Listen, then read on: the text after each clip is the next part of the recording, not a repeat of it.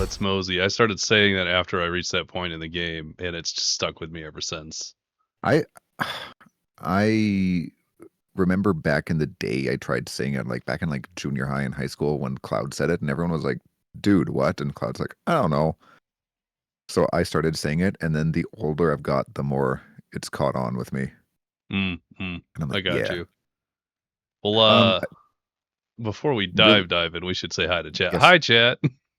Oh, we've started. We're they can Oh hear yeah, me? yeah. So I was like, this is a good song. We're Oh. going in. Oh shit. Okay. Hi, chat. Hi, chat. I did not get coffee enough warning. No, that's all good. Yeah. But hi, chat. Welcome in. I hope you guys are having a wonderful Friday. Let me give a good welcome to you guys, Shyness and Burton and Ash, which is catchy cantrips. It's also Hello, a Ash. wonderful D&D channel as well. Hell yeah. Yeah. Today we are discussing Final Fantasy. Also, I don't know if you got to take a good look at the backdrop I put together, I like it. but I felt that it worked. Is this your footage of your gameplay? It is my gameplay, yeah. I didn't have Oh, hell yeah. time to actually cut it. I was planning on cutting it up and putting all the most interesting stuff, but I got 2 You didn't videos want to in here. watch rewatch 100 hours or so, or Oh my god, just putting it together into 10 videos, 108 hours or something was yeah, painstaking, my dude. Uh, God. but yeah, I got like I don't know, 20 hours in and about 100 hours in as 2 alternate videos. Each one's like 10 hours long, so we could like skip around in here. Okay. Anyway, Anyway, so well, Burton's asking us a question. bet. Let's start with this. Beautiful. What are we drinking tonight? What's the drink special of the Seventh Heaven tonight? Tonight for me is just a regular regular old fashioned because I did not get the time to go and get the fantastic drink ingredients that Mr. Coffee here made for the dungeon crawler, which is a fantastic drink I should totally post up here, actually. Oh yeah. That'd be a good idea. I honestly, as I was driving home, I was thinking, I'm like, what do I want to drink? What do I want to have? And I was kind of like, you know what? I kind of feel like sitting back and having a few old fashions tonight. So Hey. when you said I'm just gonna have an old fashioned, I'm like, bet I'm gonna take you up on that. So that's what we're doing. Are you rolling with that Knob Creek as well? No, I don't have much of that left, so Mm. I'm kind of hoarding it. I'm just doing a classic Maker's Mark. Ah, that's my favorite With kind, actually. with Angostura bitters, just nice, simple. Mm-hmm. It don't gotta be complicated. No. So cheers to that. Cheers.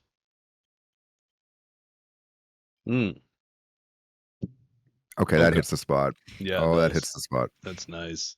This is gonna get real good, like Oh yeah. 2 old men being old fashioned. That's right.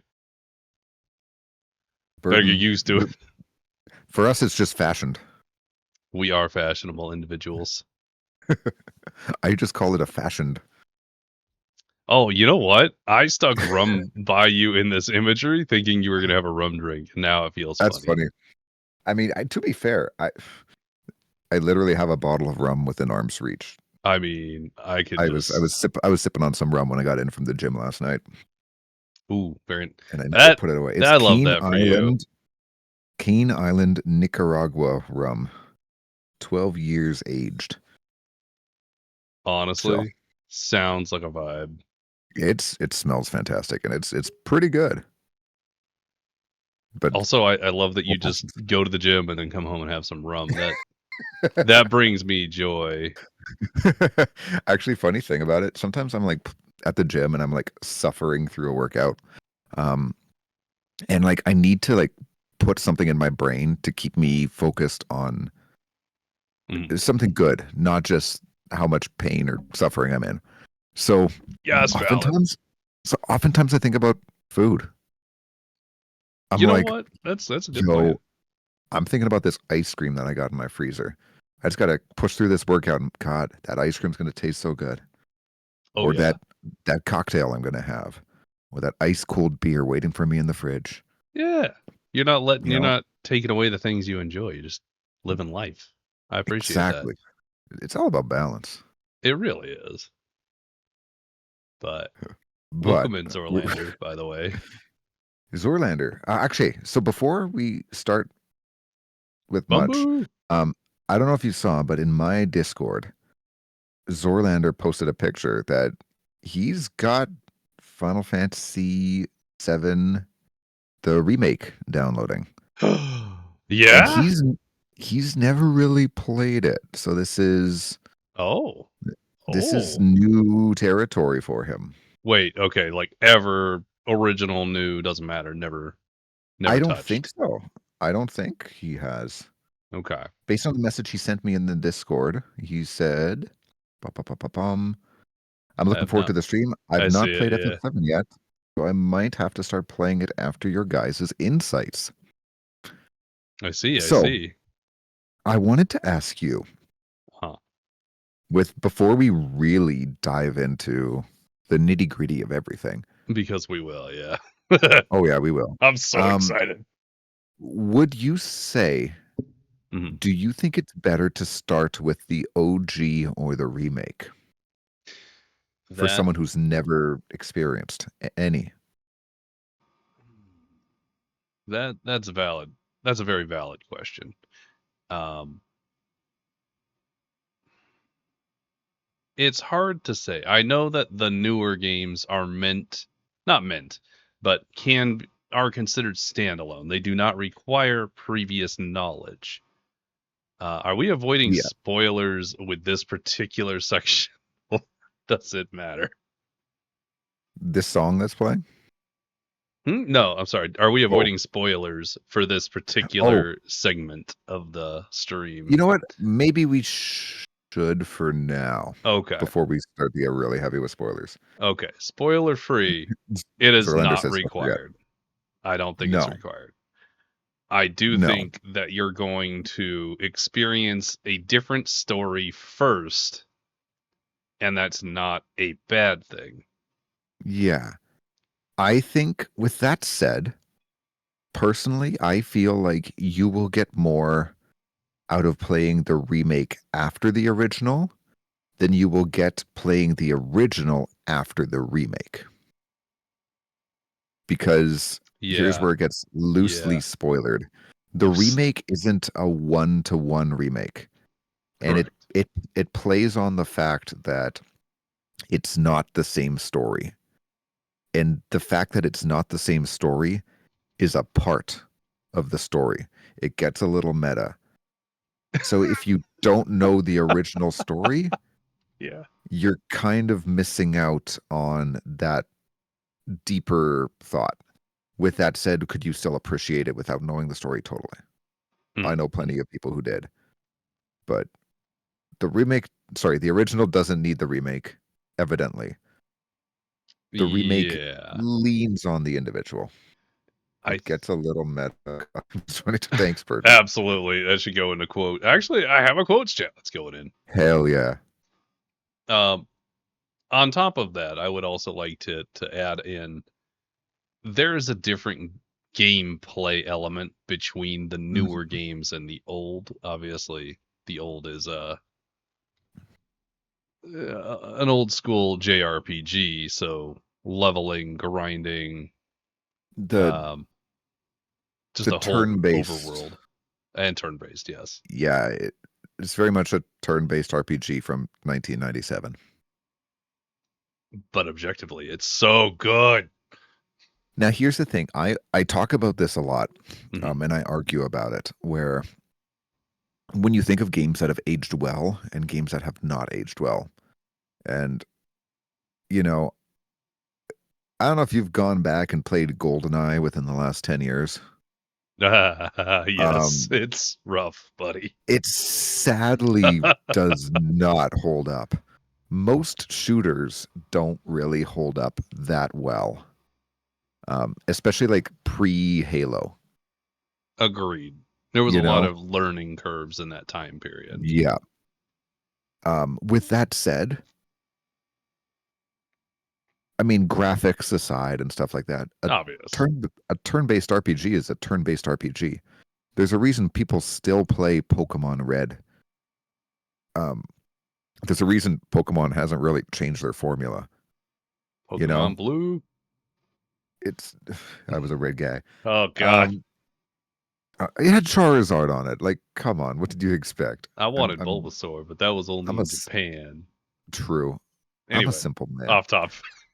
Um, um, but yeah, I like turn-based RPGs. Just that formula works, and like you spruce it up from time to time, like in Persona and Hmm, hmm. other games. But at its core, like a turn-based RPG is just it works, and it doesn't need to be super refined. Yeah, a lot of JRPGs have that clean, good story as well that you can really Oh become yeah, invested in. I won't say that's inherently only JRPGs, but I don't think a lot of Western RPGs had that allure until much later. yeah. I feel, and we talked about it just last week or earlier this week even. Um, Final Fantasy VII, the original. I played Mhm, it in 2000/2001 is when I started on it. That's the game that really showed me that games can be more than just a video game. It showed me that they can be like a whole experience, a story that's emotional and moving with characters that are developed who you get attached to. mhm. You know, that's I say it that that's the moment I really became a gamer, where it was more than just getting a high score. It was about being immersed in these worlds. Yeah, yeah. We did talk about that, and you are Yeah. absolutely correct. I know I played mine before 2000. I want to say it was the same year it came out, but it was on PC. So Okay. like same time frame-ish. Yeah. But yeah, that was I wouldn't say that's the first inherent game that I played that really had like an in-depth storyline and characters you care about and all that. But it Well, was you probably the had first one that like actually affected me well, you said you had outside. like Chrono Trigger and stuff before that, right? Yeah, yeah, like Super Yeah. Nintendo, other PC games. There were particular games in my repertoire that most people haven't experienced because they are quite old. And Yeah. you know, Huh. you'd look at them today and go, "Good God, what is that?" And it was, the experience I had when I was a kid. So, It was what it was at that time. hmm, hmm, the epitome, not epitome, the example of an RPG. Yeah. It set the bar. It set the bar, truly. So takeaway points there, long-winded. Yeah. If you like old school JRPGs, start with the old one. But if you're more familiar with new controls, faster combat, and objectively probably a little bit more of a fleshed out storyline, quote unquote, probably the new one. It's hard to recommend one over the other, to be honest. Yeah. Personally, I feel like I'm biased. Hmm. I would say start with the original. And the beauty of like the way the original's been released now, um, you have these like nifty little like quote unquote cheats. So you can like speed up combat and everything. So grinding is a lot quicker, and Oh you can kind God. of you can cheese your way through it and stuff like that, and like instantly heal. So if you just want to do that to just quickly breeze through the story, I mean, you can do that. you could do that, or you could just watch a playthrough or like read a synopsis at that point, Yeah, right? true. At least for me, because like I have a hard time cheat. I guess I don't know if I'd call it cheating, but cheating in Yeah, that regard, I I feel like it takes away from the effort I involved. I did it on my most recent playthrough of the game a few years ago.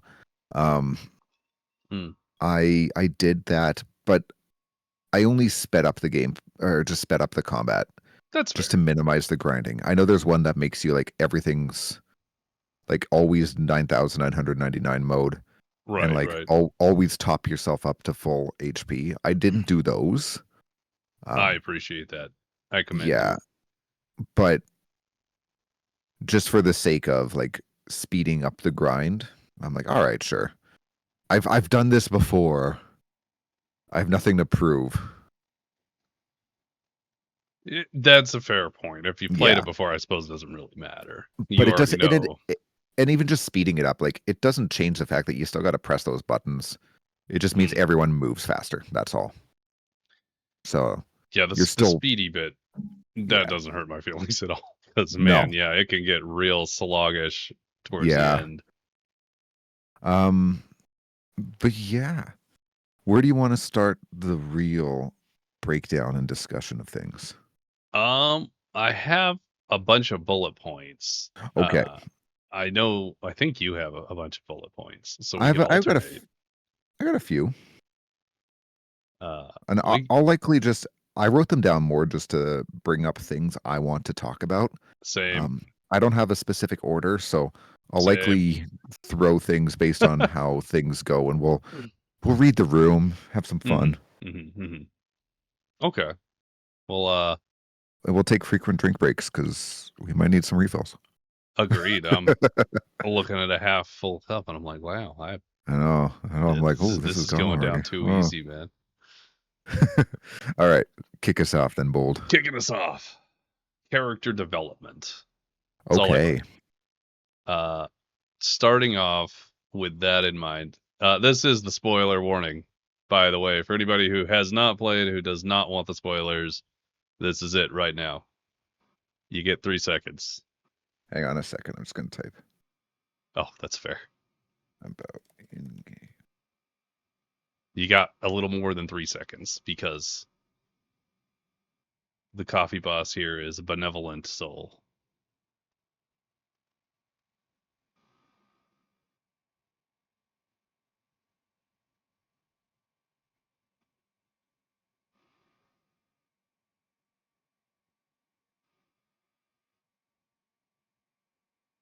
All right. There, if you may want to pin that. Oh, it's getting pinned. Absolutely. Okay, Fantastic. perfect. Manually. I know it's already in the title, but I'm like, let's just. It's not going to hurt to like. Now no one could say anything. I thought about Okay, putting a big spoilers over the TV in this seed, and I was like, look, you know what? there's some sort of natural selection involved here. Let's be real. Yeah, Um, for real, for real. okay, really quickly, related to Oh, spoilers. Before you played the original, thank you, Zorlander. did you Sorry. have the spoiler? Yo, let's go, Zorlander. Zorlander, thank you so much for the sub. I appreciate you. Um, Layered plot and did amazing guest. did you have the big spoiler spoiled for you before you played the original? No, I Oh did God, not. lucky you. I had it I, literally by the guy who lent me the game, who like my neighbor. mm, We were like he was showing me the game. We were flipping through the game manual back when game manuals were a thing. yep, yep. I I probably read that thing inside and out. Let's be real. Oh yeah, I Um, did too. Absolutely, all the source material, the walkthrough stuff, yeah, like the big it's just binder of I a book. I would bring the manual to school. That's how obsessed I was with Final Fantasy VII. And I was like Because showing my it's friends, being like, cool. "Look at this! Look how cool this guy is!" This guy has Like a gun on his arm. It's so freaking I cool. was obsessed. Um, yeah, no. When I was flipping through it with my neighbor, he looked and he's like, "Oh, she did this." So I hadn't even played the game, and I knew. I mean, I, sometimes you just know, man. I was never given a chance to be surprised. So you knew about the big spoiler going in. I mean, to be fair, like at this point, that spoiler that's the like Darth Vader is Luke's dad of gaming. All right, yeah, that's a fair comparison, actually. Yeah. Like if you don't know Darth Vader is Luke's dad, and you don't know that, Spoiler warning. don't get too attached to Eris. It is or Aerith. Eris. Yes. I'm not the Yeah, only one who does that. Thank you. yeah. I've corrected to Aerith, I but have to, but sometimes I I still say Eris, and I'm like, oh I wait, know that's because I grew up with that. yep, And when yep, now when I replay the OG, I do rename her Aerith.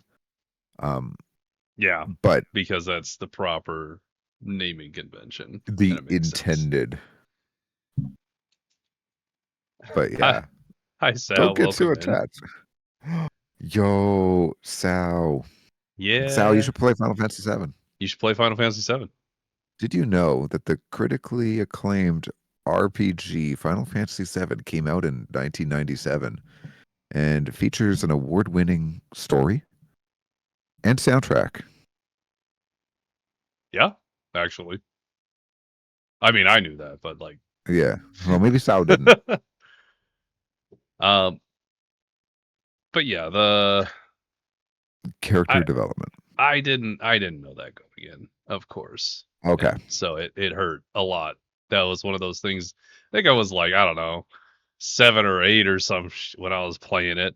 That was my favorite character. Oh, she was. Yep, she was the healer. She was Oh, in every team comp I took with, and like the growing up game character crush or whatever. And then oh, she just dies. And that's interesting. I'm thinking like, nah, she'll come. We'll get her back. She'll come They're, back, and she doesn't.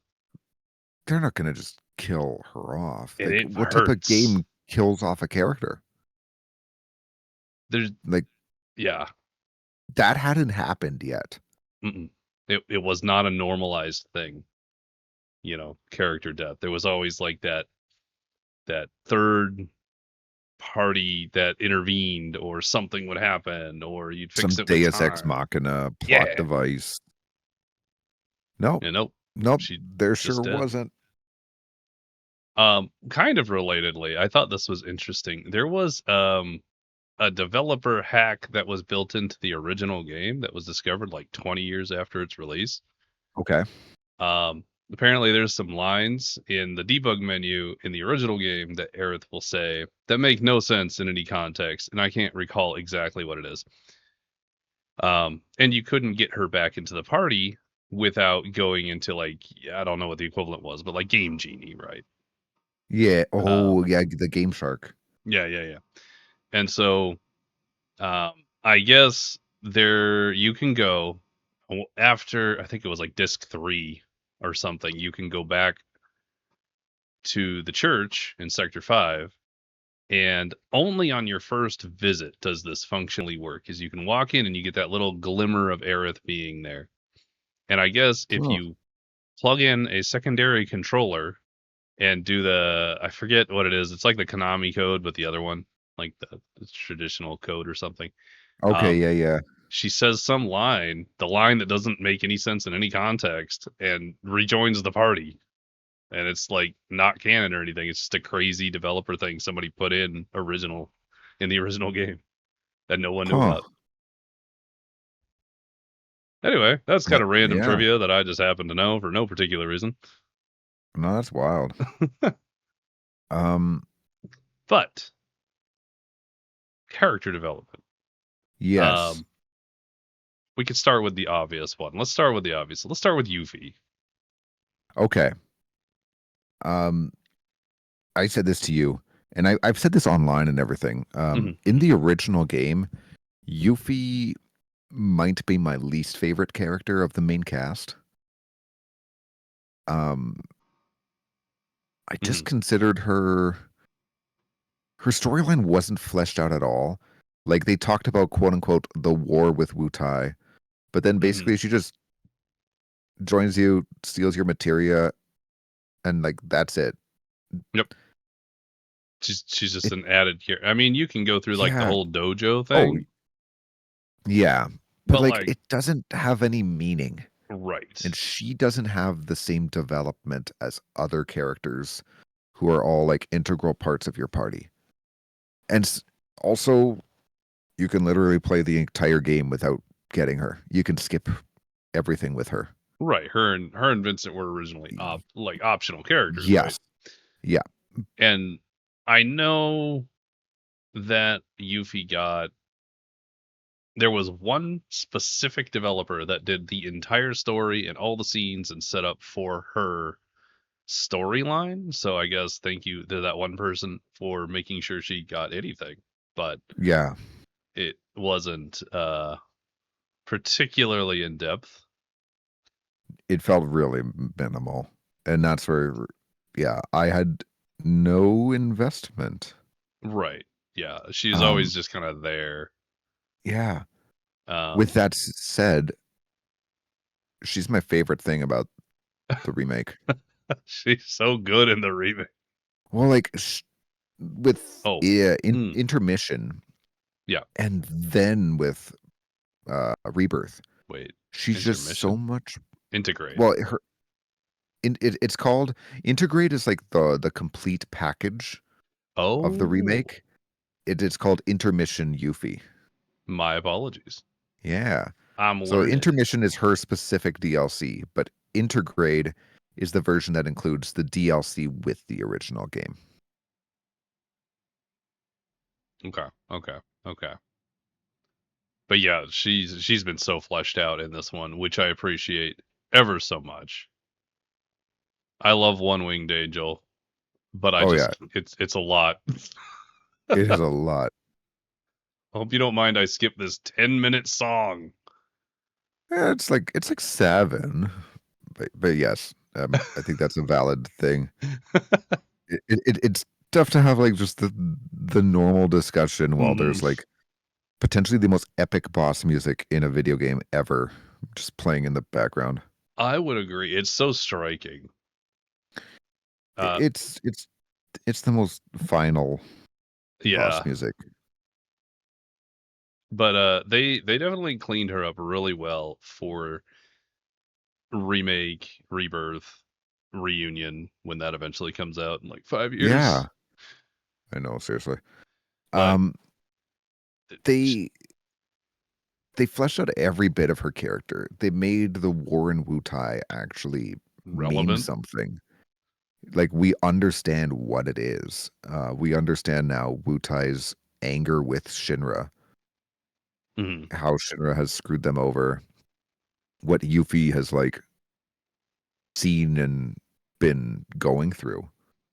To be fair, you don't have the whole segment like they had in the original game where she steals all your materia. Not Um, yet. makes you wonder though if we will, but Yeah, I don't know, man. Because like this might be segueing a little bit, but the end of the game, because I could not figure out where the end of the game was going to end, like stop until I I had a feeling got there. I had a feeling it would be around that point, but Because I feel like that particular scene, like going to the city of the ancients, I feel like it was earlier than that in the original game. no, it was around the same place. Is it? Yeah. It's been a long time. They yeah, they did cut out some stuff. There was no Rocket Town at all. Yeah, which Um, was kind of crazy. But Sid, ah, I got I'm sorry, I anyway, got a lot to say about that. yeah, That's maybe my biggest talking point. I'm gonna be real. about Sid Um, or Rocket City yes, Sid. or Rocket Town. Okay, Um, how do you with feel that about said, Sid? Because I want to know. okay, well, We might be segueing. I'm sorry. I'll just finish. Yuffie got a Mm, good amount of fleshed outness. Um, and they really did a good job of making. I saw so many people gushing about her, how she became like a fan favorite. She was comic relief. She was like questioning a lot of the motives. She seemed to care while also still being in it for herself, in that like mm-hmm. everyone was trying to like what board the ship, and Yuffie's like, nah, I gotta kill this guy. He's evil. You know, she Yeah. was trying to go off script to like kill Rufus.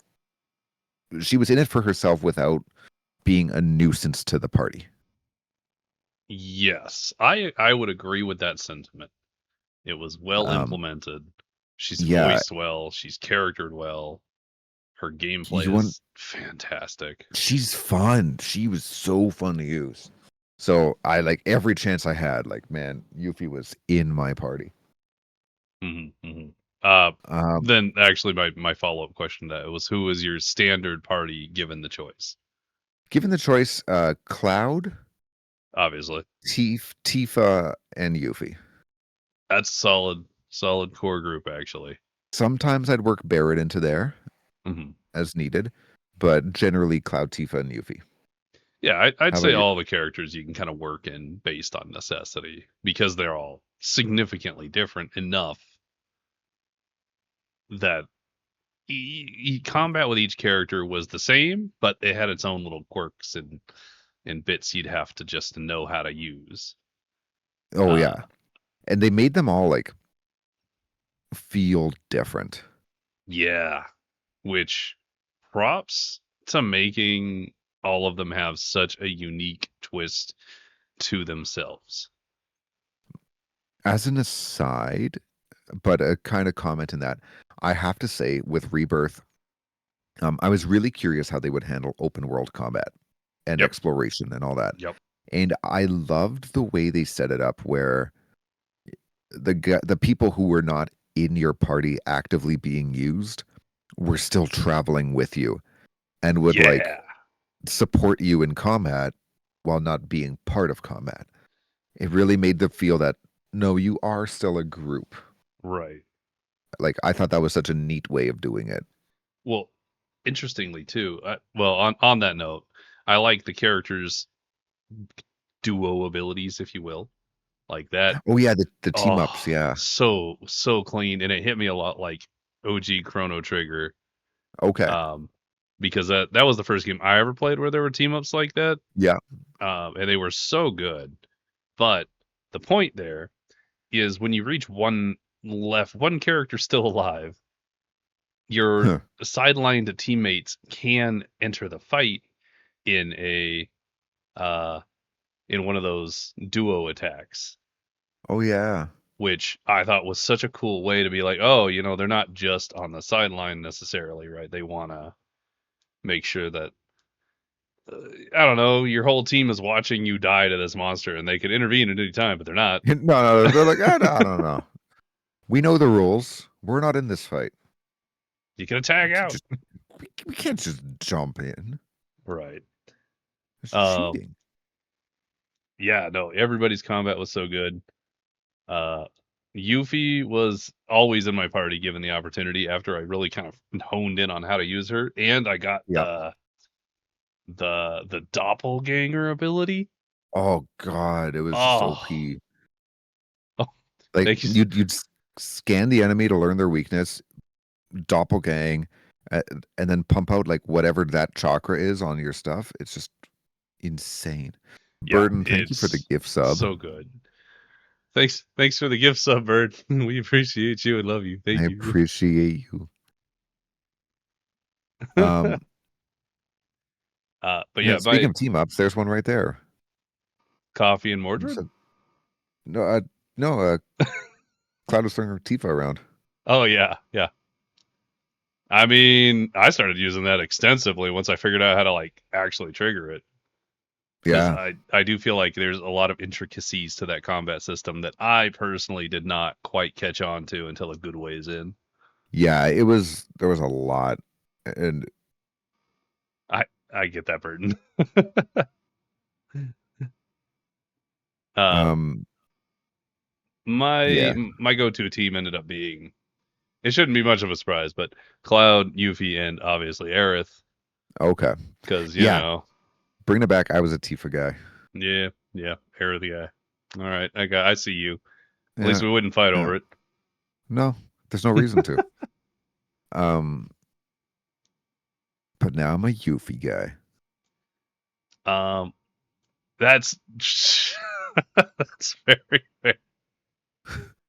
I'd still say out of the lot, like they're all, why fight when you can share? I mean, ayo, Oh my, ayo. ayo. Um, I lost my train of thought. Yeah, that there's a whole train there. It would Wait just a it just second. left the station. Wait a characters, second. abilities. I was going somewhere. About Yuffie? I don't know anymore. We're moving on. Yeah. Okay. Well, before we start getting into Sid, because I got a lot there. I know you were also saying that you felt Barrett was really improved this time around as far as his character development goes. Oh yeah, yeah. He. Okay. Original game, they do have Barrett lore, and it is sad and whoopity doo. It's nowhere near the amount of depth that they give him in this one because original game he's got Marlene, you have Dine, and you have, the whole Shinra reactor exploded, sad, everybody died, Yeah. and nobody likes Barrett. It's the same story. However, I feel like they really expanded on why he acts the way he does, especially when you Yeah. get to Coral. Yeah. And like he puts on the sunglasses, he starts being all like asshole gruff again, like he was in the first game, in the beginning of the first game, you know. And I don't know. I feel like he had a lot more depth of character added to him. Actually, that's you know what? I'm not apologizing for segues. I'm just gonna fucking do it. No, go for it. We'll figure it As out. you're running around in the world, I completed every area 100%, by the Yes. way. The only Um, thing I was missing yeah. was the gold saucer games at the Oh end. yeah, I did all those. That took a I while, man. I did most of them, but like when I was seeing if I could get the platinum trophy, and some of it was like you got to reach like the top score in every single game or whatever, and I'm like, you Yeah. know what? No. I Yeesh. You know, I But I did. definitely did everything I could to extend the time frame of this game. That's fair. I did everything else though, so like I 100%ed all the other zones otherwise. Yeah, I gotta go. I have to finish the ninja thing with the funny ninja guy and the relics. I got to his little Okay. island Yep. and I went to fight the summons and I got my fucking ass beat. Okay. So I it's gonna take a hot minute. I gotta go back to do that because I'd like to do it Yeah. so I don't have to do it in any ever upcoming replay throughs. Anyway, but It is a pretty crazy one. so So yeah, original no, point, Barrett yeah. character growth as you roam around the world. You do these side quests, and the characters will talk to Cloud or the rest of the party or whatever as you run around and do the quests. I think infamously when you're doing little escort quests with like a dog or something. Yeah. Um, I don't know. There was a lot of conversations that the characters would have during those segments that made it worthwhile to me to do them. Yeah. Because otherwise, it's just an escort quest, and God, I don't want to do escort quests. But I'm interested. I'm invested in the story that they're talking about. Like, oh, one comes to mind where it's him talking about Marlene and her leaving the nest or something. Yeah. I don't know. It made him more relevant. It made him more personable. He's a human, you know, not just a guy with a gun that I sometimes use because he's part of the party. Yeah. I felt as though um I did like his character in the beginning or in the original game. And I did feel like his story was fleshed out and relatable enough. Well, okay, maybe not relatable, but like Yeah, yeah, yeah. It was in depth I enough could where I could he has a empathize. story. I cared. With that said, I felt as though in this one, Dine was more relatable. And because Dine was more relatable and understandable, it made Barrett's impact more significant. It helped better explain Barrett's guilt. Whereas in the first one, like Barrett was kind of like, dude, come join us. You hate Shinra, so do we. Like, come help us. In this one, Dine, like the fact that you saw more of Barrett pushing for the reactor, which better explains his guilt. And then you really understood why Dine truly held that grudge. And I feel like that just elevated the story more, where he was holding that grudge to the highest bit, and Barrett really struggled to forgive himself, despite now having things to live for, like Marlene. Whereas in the original, it did feel like, okay, Barrett has this figured out. He has the answers. Right. It's straightforward.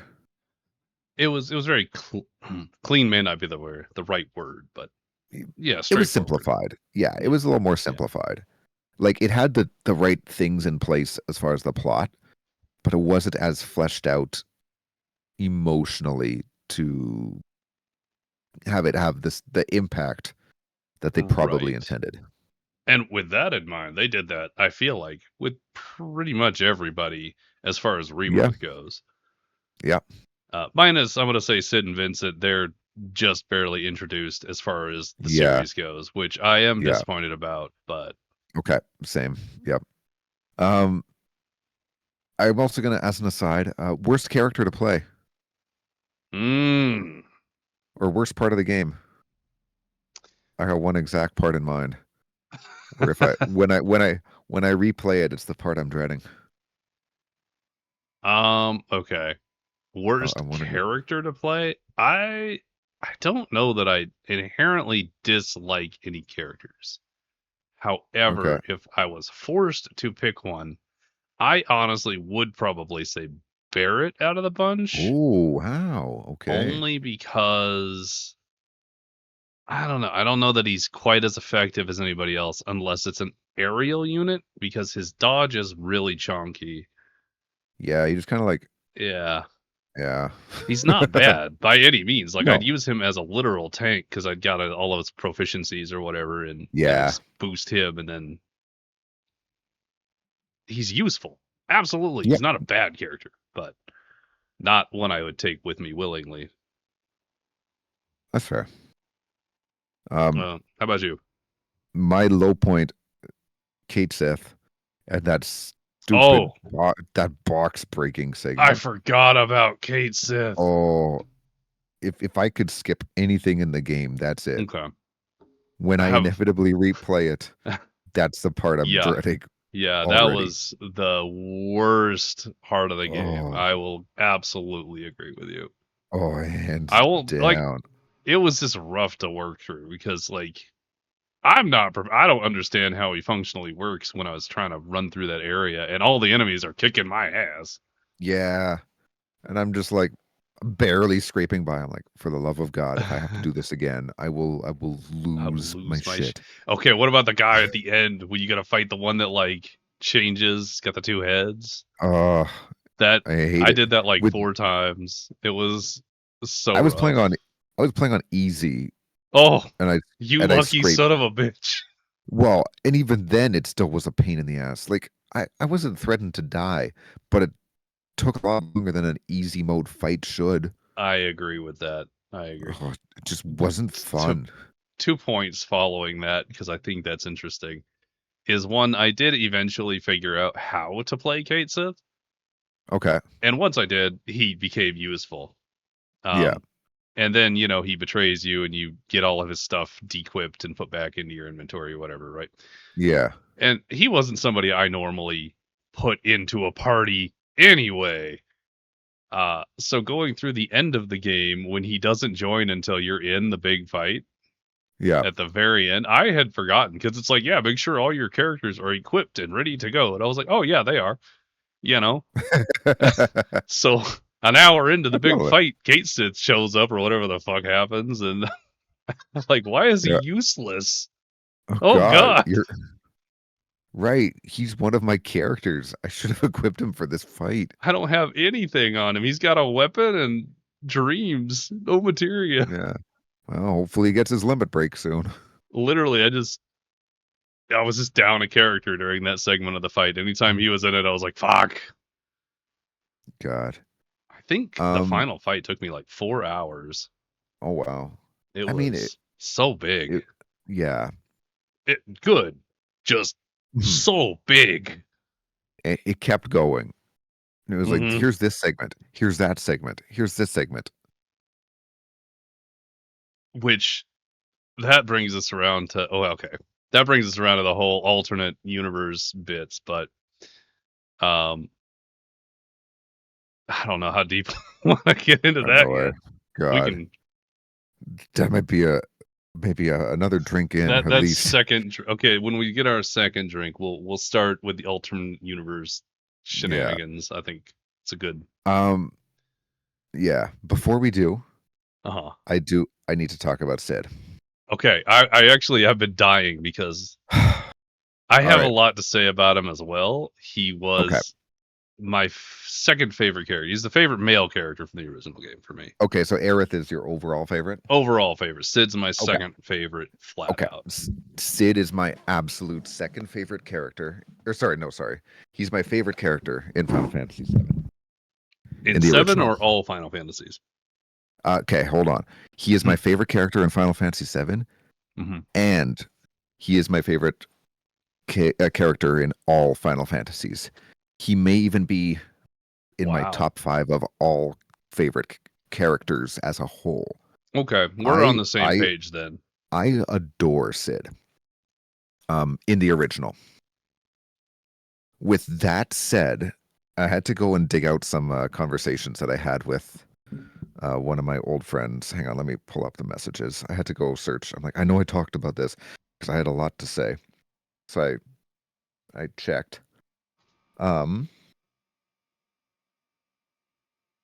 okay, hang on, I'm scrolling back up. Um,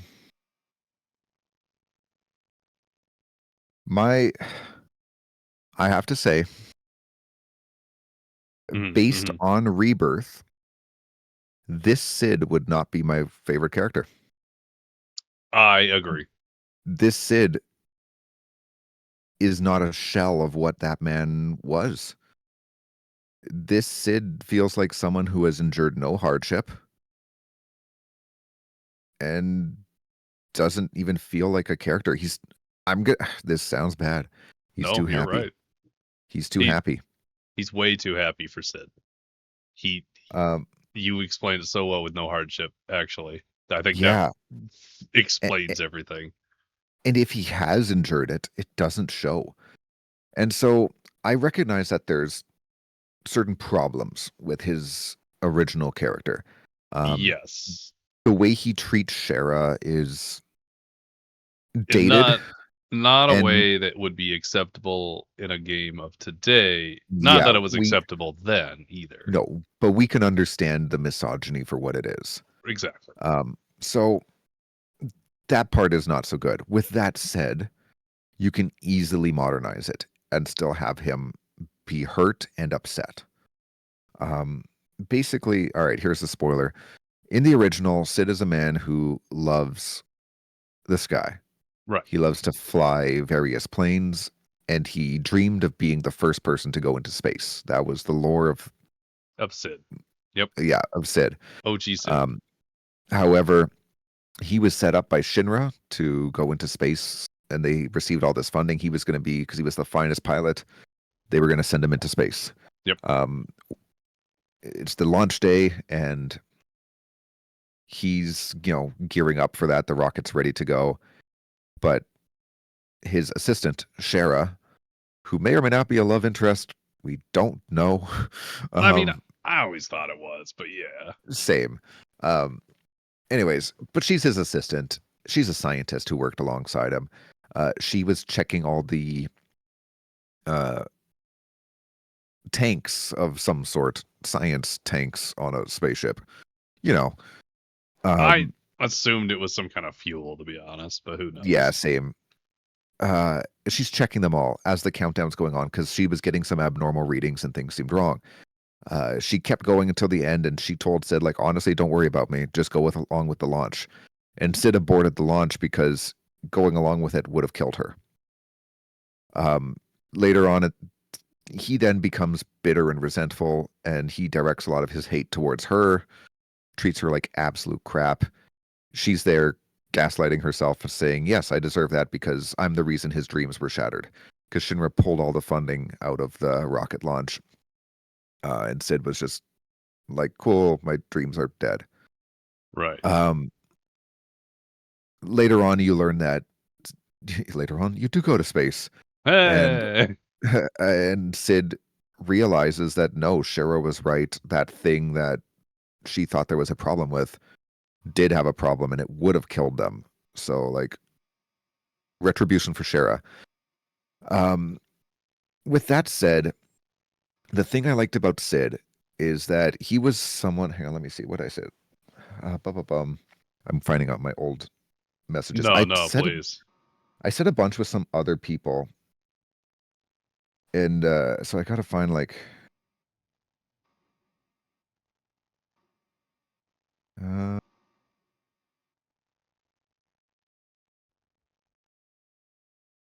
as it stands, I said his dreams weren't crushed, so he isn't going through his like I call it his midlife crisis, Right. and like it's what I liked about his character that he was someone who was hurt. As a kid, I liked him because he was the guy who swore all the time. He And he was had the great one. badass. Yeah, and he had like his stupid little one-liners, like sit your ass down on the chair and drink your goddamn tea and stuff like that. And it was fun, you know. As you get older, you realize there's more to it. Uh, he was someone who hated the world because of his crushed dreams. But then, and like when you end up with him in the party, he literally joins you because you stole his plane, his last thing he had left, and he says it.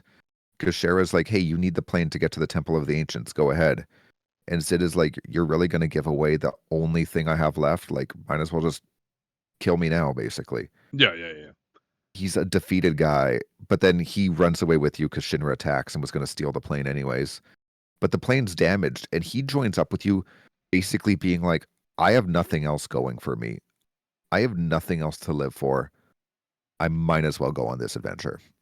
We'll go on the adventure So, and get revenge on Shinra for so destroying his plane yeah, but he basically joins you when he has nothing. at his He's at his, lowest. yeah, he's at his Yeah. absolute lowest. And by journeying with you, he finds new things to fight for. And he also like rediscovers his dream. He finds a way to achieve it that's different than the initial path laid before him.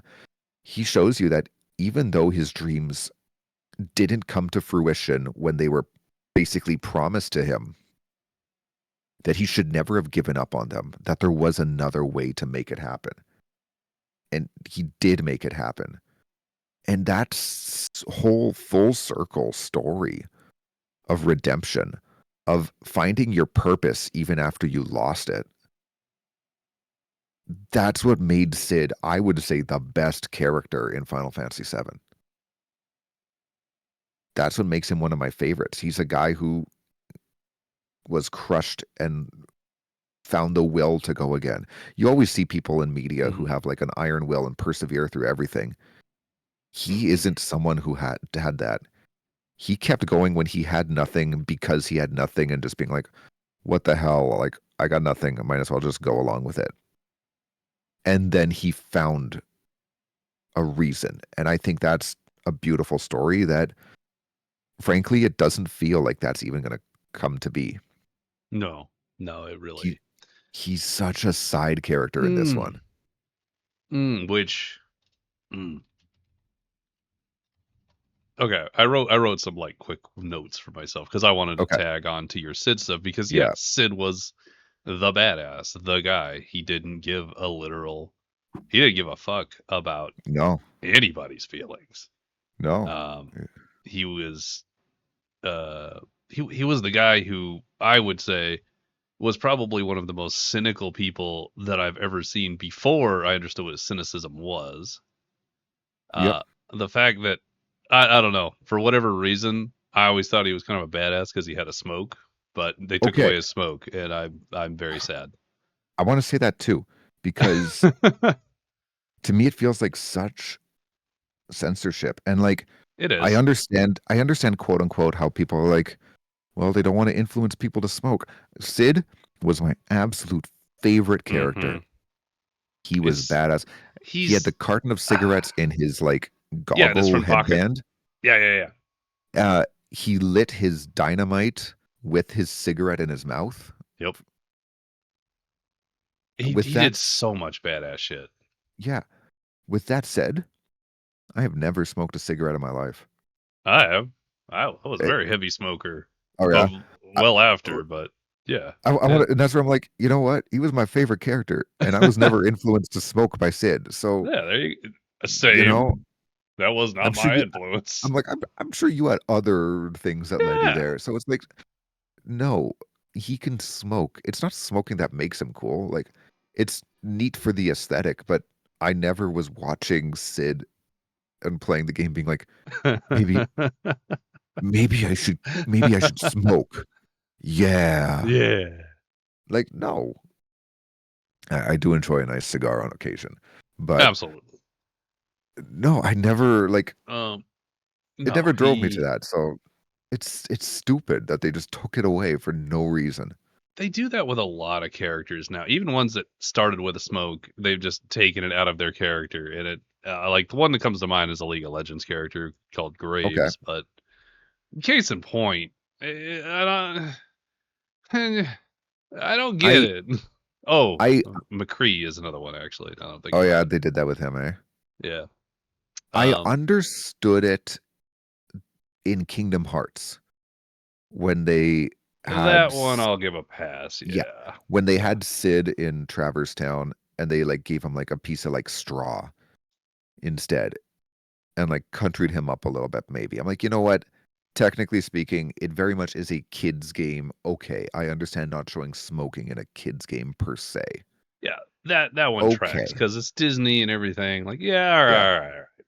With that said, like my friend also counterpointed me, like, what about Hades? I'm like, only the villains smoke. Huh. You're 'Cause, right. How about that, actually? yeah, Disney's Hades was a smoker. What is it? Goofy's boss or Pete. whatever. That Yeah, Pete yeah, was a big Pete. cigar smoker. Yeah, it's always cigars too. They only the bad guys smoke cigars. Well, because the cigar or like a glass of neat whiskey or a glass of milk for that matter is always like a designation of a villain, right? What does that say about me? Well, All I sounds to smoke me are like you're a cigars. villain in the making. God damn. God damn. Today we're learning. We're learning. Um, Following up though, I want to follow up your yeah, points. Cynical in the yeah. He original just too, total badass. absolute badass. In the original, like you go through the whole thing with Cloud and his memory Yes. being all fuzzy and fuckeried and whatever.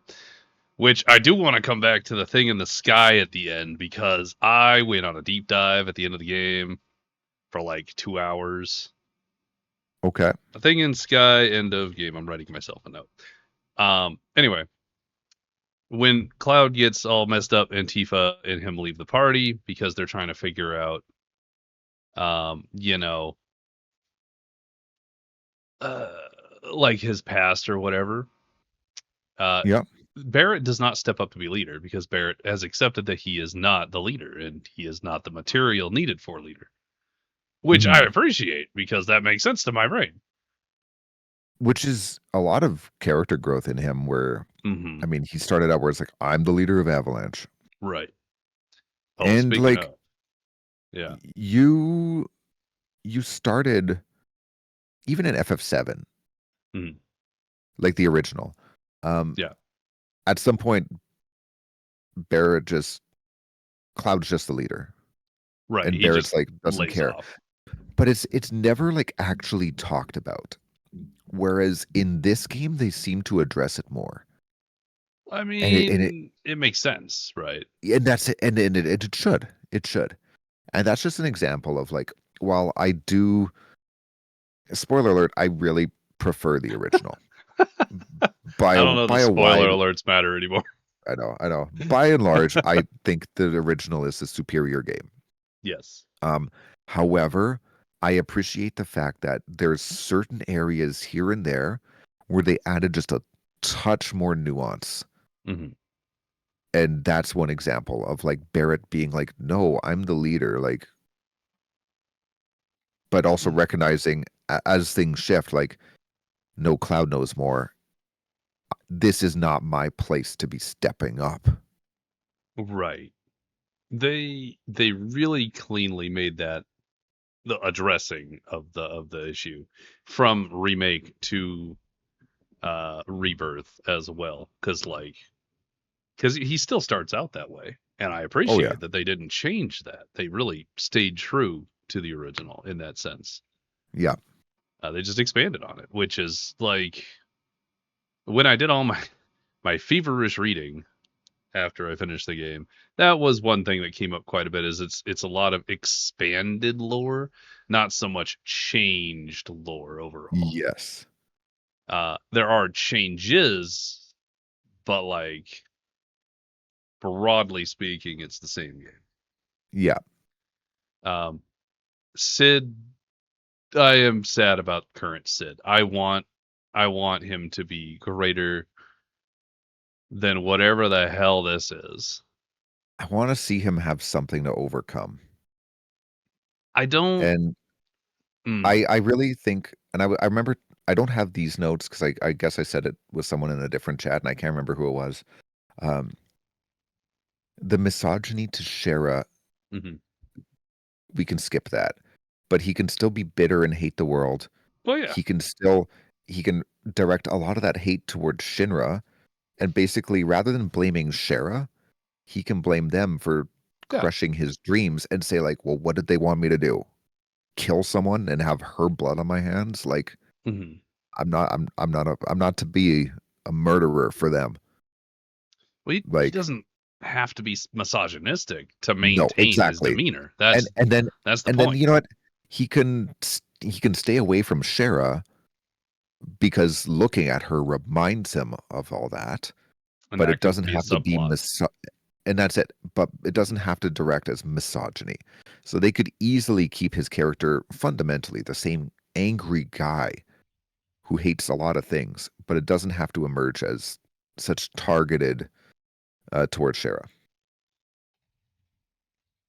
Yes, yes, everything. Yes, But yeah, I he I was want he, him to be better for sure. yeah. Now, not to cut you off, but No, no, I that's my also thoughts was as a whole. I'm on the So same page with that soapbox though. okay, To be honest, it's almost exactly on point with my own soapbox. So like, okay, I'm glad. um, I do want a benefit of a doubt that kinda, because like Yeah, at the end of remake, you get red, but you can't yep, do much with red, and you don't get a lot of information inherently about red. He's yep, tossed in at the end as like a support character, right? yes. I feel like they just did the same thing, but with Sid and Vincent I in know. this I'm one. really hoping they get some good expansion. Hmm.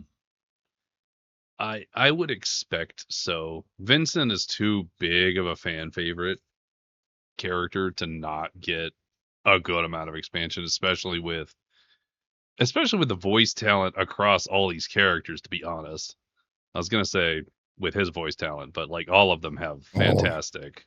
I know. The fact that he's got Matt Mercer, I mean, like, Hmm. come on. It's so good. I heard him talk and I was like, yes.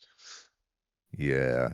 Uh, so I don't know. I want a benefit of a doubt, but I'm also very. mm, I have not a theory necessarily, but uh, I think we're gonna have to dive into the alternate world thing. So I would like to suggest a refill. Okay. Really quickly before we get into that, Yeah, yeah, yeah, yeah. hang on, there was something related to I got characters. like 18 more bullet points. I don't know Oh that we're God. ever gonna get to. There's something about a character I was gonna say. We can start listing them.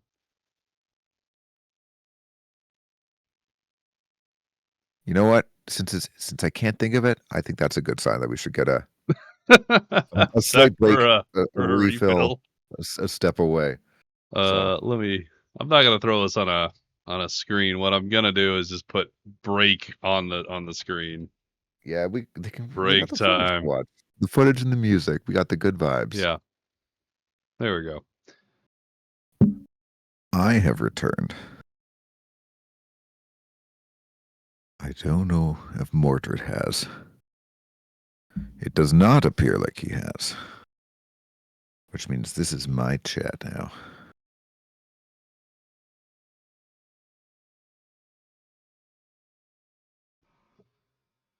Hello, chat. Oh, perfect. Did you just get back to? I just got back and I'm like, I Damn. have returned. I don't know if Mordred has. I've literally just been here for like 15 seconds, so Wow. not much missed. We're Good timing. so on point. Hot damn. Yeah. As a really quick aside before we dive into too much, Yeah. would you believe me if I said that part of my interest in mixology comes from Tifa? I believe that. That's actually pretty valid. Yeah, I don't know. For whatever reason, like whenever I played the original and see like Tifa like mixing drinks in the bar, I was all part of me was always like mixed drinks seems cool. And I think like between seeing Tifa do it and then like James Bond, Mm, I think that's where my interest in like cocktail making kind of started. And then Mad Men kicked it into Mad Men kicked it up too. right. So, so that's where yeah, like as I was That makes mixing that drink, sense. I'm like, yeah. Yeah, because you do the shake shake and you get the little nice ice rattle sound. Yeah. Not that I shake old fashions, but yeah. Well, yeah. But you know what? But No shit. I tried to do that the other day and it came out weird. okay. Um, sorry, we're gonna go on a tangent because I was talking about this with who was I talking about it with? Who was I with? Like I know I was with Teeny and Dandy, but I don't know that I was talking about martinis Mhm. And Oh James Bond. no, I was there for that. I heard this. Oh, I it heard was with this you. spiel. Okay. Yeah. This was with Okay. you. Okay. Yeah, about bruising the gin and shaking martinis. But like, I And how swear you're I like it better shaken. okay. But that's Have you tried crazy. it? Have you tried it side by side? You know what? I Because can't say I have. I literally made two identical martinis next to each other. Hmm. And yeah, it's just like don't get me wrong, if you shake a martini and give it to me, I'm not gonna be like, "Ugh, it's ruined." Chances are, unless I'm trying them side by side, I probably won't even know. However, trying them side by side, I was able to discern this one, it just tastes stronger. This one tastes a little slightly more watered down. That's the only difference I can make. I can't say I'm not there Okay. like Okay. this one the gin tasted bruised. Didn't like that. No. This gin is was assaulted. No, no, Shin was assaulted. nothing like that. But just like okay, this one tastes a little more watery. It's slightly more watered down. The flavors are a little punchier in the stirred one. That's what I noticed. I'm legitimately gonna have to try this. This might be a Honestly, Monday night try. honestly recommend it. I'm interested now. I have a little bit of gin left. I'll probably have enough for two more martinis. We're gonna E- give it a Every run. now every now and then, God, I just go on a like I go On on a a martini kick. kick. Yeah. Like On like there's on a just particular drink. You just hit it up. yeah. And Yeah. there's just something like especially like with a martini, like the simplicity of just It's so gin. clean, man. I don't do vermouth. I do Lillet. What Um, is Lillet? it, it's another like liqueur that's kind or an aperitif kind of like a vermouth. But that's what That's what Bond had to make the Vesper Martini in Casino Royale. Oh, Um, okay. when I do mine though, I don't do the full Bond recipe because I think it makes no sense to do a mix of gin and vodka. Because he does All his is a right. 3 ounce drink Mhm. or more than 3 ounce. He does the 2 parts. He does 2 ounces of gin, 1 ounce of vodka, and a half ounce of Lillet. Okay. I just do 3 ounces of gin Well, I mean, because vodka vodka is and vodka. You're just gin. keeping the proof high without adding any flavor. If anything, you're taking away flavor. So That's fair. That's fair. I'm not a I big vodka person in I general. I, I hate vodka. I I hate it. think it has a place, and it's usually not in my drink.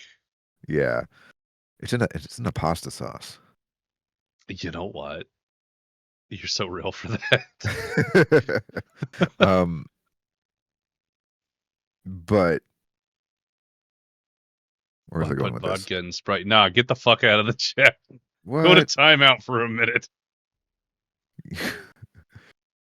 None of everything you could that. do with everything you could do with vodka is better with a different spirit, whether it be a Blanco tequila, an unaged rum, or It's so gin. bad at me.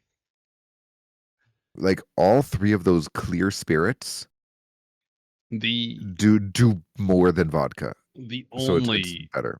vodka specific drink I would drink, I think. Like there are definitely drinks with vodka and I'll drink them, whatever, it's fine. If Yeah, I'm making one to enjoy, I think the only variations I would get would be like a vodka cranberry because that is pretty classic, or a that's fair. vodka Red Bull because that's Okay. also fairly classic, which we I, did I'd discuss that as well, actually, I think. I'd go for a Jaeger bomb. Oh God, Just saying. I have a whole story. I don't do Jaeger anymore. I don't do peppermint schnapps either, but I got stories for both. I do. Okay. No, as the kids say, no cap. Um, Yo Skibbity? a Jaegerita. No, I would. I'm not. please. I'm not. Hang on. Hear me out. I'm not lying when I say this. I would rather drink a Jaegerita than a real margarita. And I know that sounds crazy.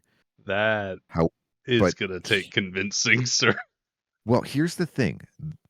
I got two cocktail Oshis. I've Okay. got Greg Okay. from How to Drink, and if you've ever watched his content, he's phenomenal. And if you haven't, look up his YouTube channel, How to Drink. He teaches you how to make different cocktails. He goes deep into the origins of things too. He's just fun. I love him. Cannot say enough good things about Greg. Um, there's also a guy who Greg holds in high regard named Jeffrey Morgenthaler. Morgenthaler is very well respected in the cocktail making world. He runs or works at a bar in Portland, Oregon, Okay. um, and very well thought of. He has a blog about all sorts of drink things, and he has a thing on his blog about like guilty pleasure drinks. And Ooh. he talks about like cheap beer, vodka, Hmm. a few other things, and he also mentions Jägermeister. And he talks about That's so how interesting. he was at this party, I think when he like first came out to Portland, and Hmm. this guy was making Jägeritas. And That's he was like, sounds I mean, so I'll drink it. nasty. And he's like, I'll drink anything. And he tried it and he was like, objectively, this is fantastic. He begged the guy for the recipe and shared it. And it's one of those things where I had some Jaeger and I'm like, you know what? Let's try it. Because on paper, this should not work. Uh-huh. It works. So, It works remarkably well. The herbal parts of the Jägermeister uh-huh. with the sweetness of it get complemented by the orange in the triple sec and cut in with the lime. So you don't need any added simple syrups or anything. It's sweet enough on its own with the Jaeger. So you get a sweet, herbal, citrusy, balanced margarita. It's legitimately it's one of those ones where it's like you should try it, and then Okay. say what you have to say, I because will give it on a shot. I'm on paper interested. on paper it does not work, but oh my god, it is fantastic. I Like, absolutely believe you. yeah, But like, and I'm and that's where I was like, you know what? If it's good enough for Jeffrey Morgenthaler, I have no right to say anything about this. oh, that's This valid. is a Yeah. guru in the cocktail making world. Yeah, no, it's legit. Like, I don't want to say it's a top 5 drink, but it But is it's my up there. preferred way to. It's my preferred way to drink a margarita now. That's fucking wild, man. Like, if you say it's good, I absolutely believe you. There's no doubt. Um, God, but I'm gonna have to go give it a run now because yeah, no, 100%. Like, man, next time we do a collab, I'll have a Jaegerita with you. Go okay, buy the little, that's our like, next collab. when you're at the liquor store or whatever, and they have like the little sample bottles by the till. Oh yeah, Grab yeah, one of grab one of those of Jägermeister. Just get the yeah, 2 ounces or yeah. whatever, so you can just try it without committing. I don't need a whole bottle of Jaeger, No, you know. but that's the thing. After I discovered this, I went and bought a whole bottle of Jaeger because I'm like, oh, we're gonna be revisiting this. So, anyways, What a tangent! It was a good tangent. mixology, Mixology. cocktails, Tifa, Final Fantasy VII. Let's go. It all comes back full circle. Yes, sir. All right. So let's address let's address the continuity of Final Fantasy VII and all that that entails, which is a lot, honestly. Oh, it's a lot. Um, I'm just gonna try and explain it from my understanding for the Okay. benefit of chat and my own brain, Okay. which in the surface level original game, Sephiroth is the big bad, use the black materia. His goal is, my understanding, and this could be old news, but my understanding as a child and as a younger adult, because I don't think I've played the game in about a decade now, which is kind of sad. Um, Replay it on stream. yeah, I'm gonna have to actually. Do practice voices. I should. Anyways, Um, so Sephiroth wants to blow up the world with the black materia to reclaim it and kill everybody on it. That's essentially my takeaway. I don't feel like there was a whole lot more to Sephiroth's plan outside of kill the people and retake the planet for his mother and himself. yeah, from what I understood, he viewed Genova as an ancient that was came to the earth, Right. crashed into it. He was a byproduct of it, One, because the yeah, humans took the planet from the ancients and wiped them to extinction. He right. basically viewed himself as like one of the remaining ancients who was basically sent, or not sent. Created, Yeah, and he was meant to reclaim it for his mother. manifest destiny, if you Yeah, will. exactly. And to do so, he needed the black materia to basically wipe humanity off the face of the earth, Mm-hmm. essentially start again or restart the healing process of the planet without humanity, because they're the blight on it. Because That, they're the parasite, and that yeah, makes him a hero, I think. I in his eyes, and I mean, let's be real, in most villains' eyes, they are the heroes. In a good villain's eye, they're the hero. Yeah. Um, Very few villains are like, I want to kill everyone because I just hate everyone, and yeah, and I they're know I'm killing to bad, and just I kill. want everyone to die. It's like, no, no, I will Right. I will end this, and we will reclaim this planet for the ancients as it was meant to be. I think he has Mm-hmm. a line where it's like, I will destroy, like, I will wipe all life from this earth, reclaim the planet, and sail the stars with this as my vessel or something. And I I sort of think interpreted that that to be might be right. like basically saying like, Tifa needs, or sorry, not Tifa. Aerith is the last surviving ancient, Right. other than in Sephiroth's eyes, it's Genova. Um, Aerith needs to die for him to get the black materia and use it, and for her not to stop him. So he understands that her death is necessary, and then Well, they yeah, can wipe off, or they can kill humanity and and start over. basically, yeah, That's start over. the preface of OG, really. Yes, yeah, Um, I feel like he'd have to have accepted that Aerith is also a Cetra or an ancient because that makes her a threat. yeah. And I mean, she's actively working against him, so he knows that Right. he needs to kill her because she's laid her lot with the humans, essentially. Even then, Yes. though, she's a half human, She's a half breed. right? I mean, Yeah. we don't know much about her father, but I think it was sort of stated that Aerith Uh was, yeah, she is half and half. Uh yeah. there are So, theories regarding her father, but none of them are there's yeah. no information regarding it. As opposed to So, like Sephiroth, whose father is gassed. yes. Um And mother is, Genova, obviously. well, sort of. Technically speaking, All right. Sephiroth's mother is Lucretia. Okay, that's a fair point. That's He was but just made with it's the Genova cells specifically. isn't that kind of like surrogacy at that point? Yeah, yeah. Full on. It was surrogacy.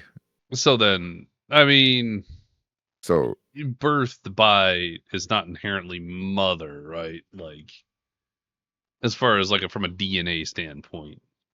yeah, that's a whole thing. But suffice to say, yeah. So The I Middle guess he's East, also a half breed at that point. Now that I yeah, give it but any thought at God, all. but God forbid the half breeds acknowledge they're half breeds. Sorry, the half breeds who hate half breeds will never acknowledge they're half breeds. Like, let's Right. look at Harry Potter. Like, look at all Oh that. yeah. Squibs, something. Mudbloods, Well, mudbloods. mudbloods are half breeds. Sorry, I was thinking about full bloods or half bloods who can't use magic, and I can't remember what they're Okay, called. yeah, yeah, yeah. But But like mudbloods, yeah.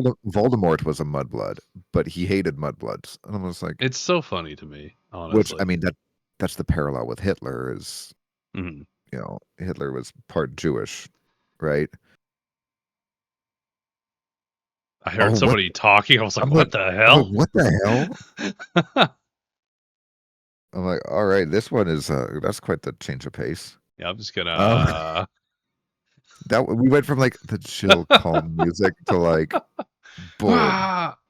metal chocobos, let's go. So back on point. Anyways, so yeah, The new we understand parallel. Sephiroth's modus operandi. Yeah, motives is destroy planet, retake planet, kill humans, etc. Destroy life, essentially, Et, etc., if you will. etc. Huh? etc. Huh? Hey, Etc. Huh? that's clever. That's well Yeah. done. That Anyways, if I had a gold sticker to give you, yeah. I would give you a gold stick. the so the new thought point is there are many worlds or alternate realities or alternate universes, and they all play out kind of the same and kind of different. In some worlds, Cloud finds these ragtag team and they manage to stop him, and in others they don't. Which begs the question: is this the Sephiroth from the original game? Was he stopped? Is this one that saw the original game's ending? Is this just a random one? I don't know. There's a lot of open endedness to the continuity of how these Yeah. universes work together. Um, which brings into play like the Zack storylines, which Yep. Okay. I wanted to ask oh, you, did you had you or have you played Crisis Core? I specifically played Crisis Core before this game Okay. because I did get to play this game when it came out up to Junon with a buddy of mine. And I never got any farther than that. So when this was coming out, I immediately purchased this Okay. and went and played Crisis Core, the remake one. I played Crisis Core back when it came out on the PSP Mm. because I was so FF7 brain that I'm like, I must consume every piece of Final Fantasy VII That's media. fair. I did not have a So when PSP, or I think I would okay, have. yeah, so when that came out, I played it, Yeah. and I liked it overall. I thought it was fun. It was cool to explore like little bits of Midgar and see a little bit more of the world like fleshed out. Yeah, So you get some more details on how Soldier yeah, works too, and obviously Aerith exactly. is in it. So I haven't played the remake of it, whatever it's called. I forget what it's called. I can But pull it yeah, up. the remake that came out a few years ago, in the lead up to Rebirth. But yeah, no, I Reunion, wanted. apparently, Okay, for some reason. yeah. Which I was like, I was gonna guess that, but I'm like, no, that's the third Final Fantasy VII. Yeah, So that's a bit the third part. confusing. So yeah, that's a little much. Okay, but with that in So mind, okay, yeah. So you got the I Zack wanted to stories, see. right? Yeah, I wanted to see what you knew of him, because that's the thing about Zack is, in the original, you can know extremely little about He's Zack. Where basically non-existent. he's name dropped by Aerith casually, and like that's about it. Name Otherwise, like dropped. you see him in the one thing where they actually learn that he was there and not Cloud, Yeah, where he the was the memory segment yeah, with Tifa. yeah. Um, But at the same time, you're like, well, then who is this other guy? It's only if you do this one really obscure thing where like you go back to Shinra Manor in Nibelheim mm, and you go look at the tanks in like the second disc when you can just like kind of free roam. If you go look at the mm, tanks in the basement, Cloud can then recall all these memories of him like having bad Mako poisoning and escaping towards Midgar with Zack, and then Zack getting killed by Shinra and all these things. right. Which I only I only got that on my like third playthrough of the game. I didn't know that was even a thing. It no, was I didn't know who Zack was either. Like it was a complete fluke, and it was like only I'd already been deep diving for lore on this Zack. this might be a So it's like funny. it's so easy to miss it, and yet Mhm, now here they mhm. are being like, no, no, no, trust us, guys. This guy's important. He's relevant.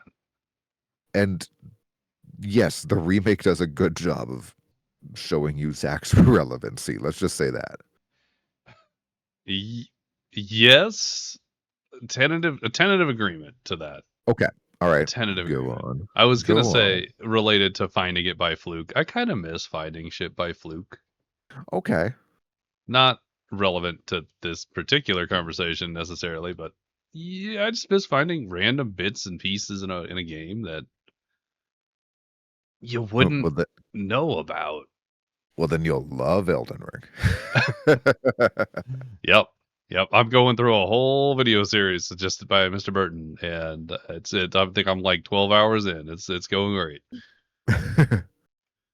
Um so Zach, when I first played it, I was very confused because I had just finished Crisis Core.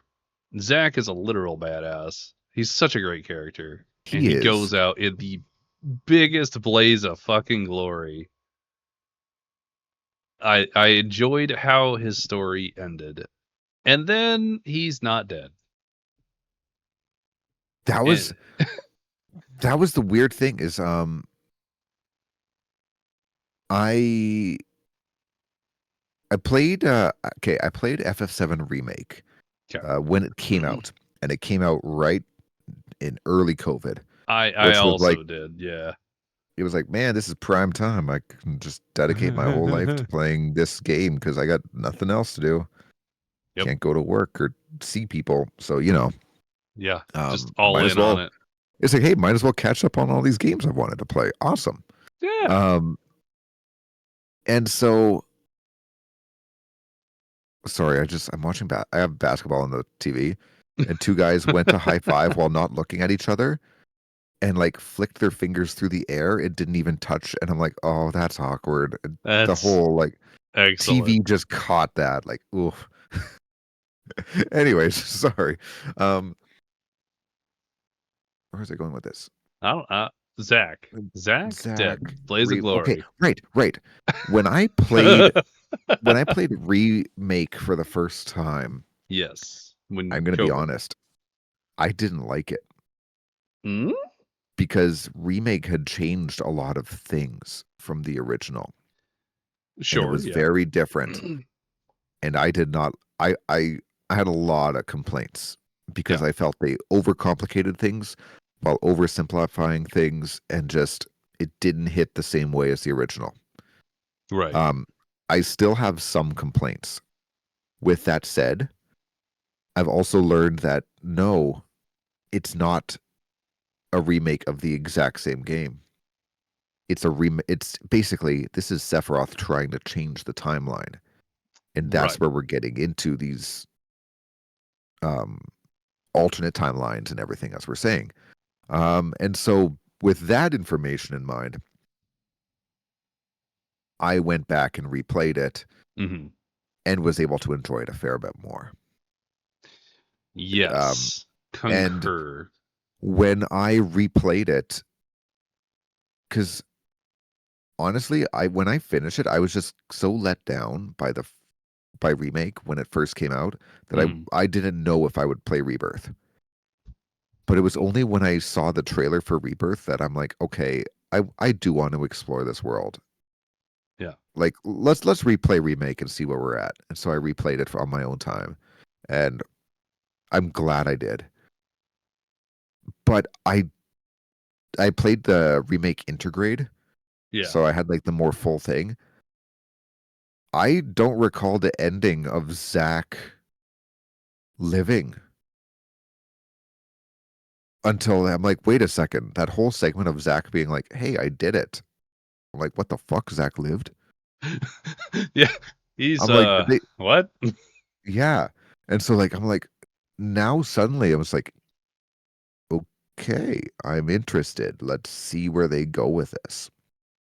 It's a big that's a big change. That's a Oh yeah. big change.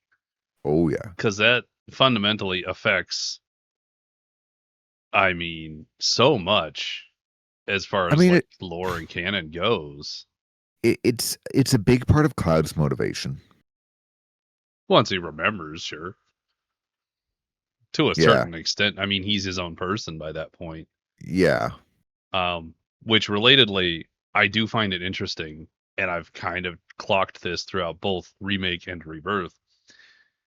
Cloud has a lot of moments that are like specific to him, like his personal character building moments. He's winning tournaments, he's participating in activities, he is winning things. And it's always the same where he sort of like kind of gets into it towards the end of any given activity or tournament or whatever. Like he starts to kind of feel it and get into it. Otherwise, he's fairly stoic and nonplussed throughout the series. Yeah. Um, so I think that will have a lot to do with his memory issues later, because he'll be his own person and he won't have to supersede all of Zack's achievements as his own, if that makes sense. Yeah. That's a theory though. But Um yeah. so yeah, Zack goes out in Blaze of Glory in Crisis Core, but then he's around in Rebirth, and you kind of touch on his stuff. And something that drove me crazy too is I kind of got myself all excited to think that maybe Biggs, Wedge, and Jesse don't actually die, Yeah. Looks like it but was they do. just Biggs. Just Biggs, and it's just in one particular universe with one particular Zack, which Yeah. brings me to another point: is when I deep dived after I beat the game. You know when you're hopping universes between Zack and Cloud at the very Yep. end? Yeah. I noticed during my playthrough, and I thought it was kind of weird. Whatever the fucking dog's name is, the Shinra dog. Um, I don't know what his name is. I'm gonna call him Spot because I can't remember what his name is. But Like he's Rufus's? yeah, no, Okay. no. The cartoon one. Oh, Stamp. Stamp, that one. Yeah. Okay, so What does Stamp look like? Tell me. He's like a beagle with a war helmet. Crazy. So as you're playing through the end of the game, and I noticed this initially, I don't know, it's probably like 2 or 3 in. Stamp is different depending on the world you're in. No way. Yeah. And I was like, what the why does he look weird? You Didn't think notice to this? I saw it and I thought that was Oh, kind of weird. And I thought maybe it's just some weird design for whatever this particular area. I didn't oh, realize it had more meaning until I looked it up afterwards. And I was like, oh, there's a whole thing to this. I'm So, looking this right now. yeah. So like every world has a different stamp. And that's that's the identifier. So as far as like continuity goes, you play as like 4 different Zacks or something, like 3 or 4 Zacks and like 3 or 4 clouds towards the end of the game. It's really interesting. So while you're going through all of these things, not simultaneously necessarily, but like you're experiencing it in different worlds. However, the theories also state, and I don't know if I inherently would have gotten this without the help of reading. Okay. I mean, I understood I was hopping worlds, but I don't think I would have gathered this. But the theory, or I guess fairly concrete information based on what I read, I don't know how my brain can't comprehend it, but the Cloud, like Aerith and like Sephiroth, has the ability to hop dimensions, although he doesn't have cognitive control or realizing it's happening.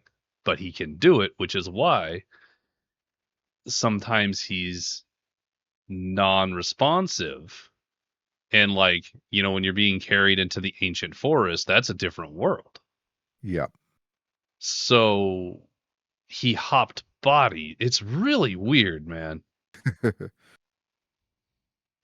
I won't It's not a bad idea if they go in a little bit more and like really explain it. Yeah. It's one of those things that like, Your mom. But oh, yeah.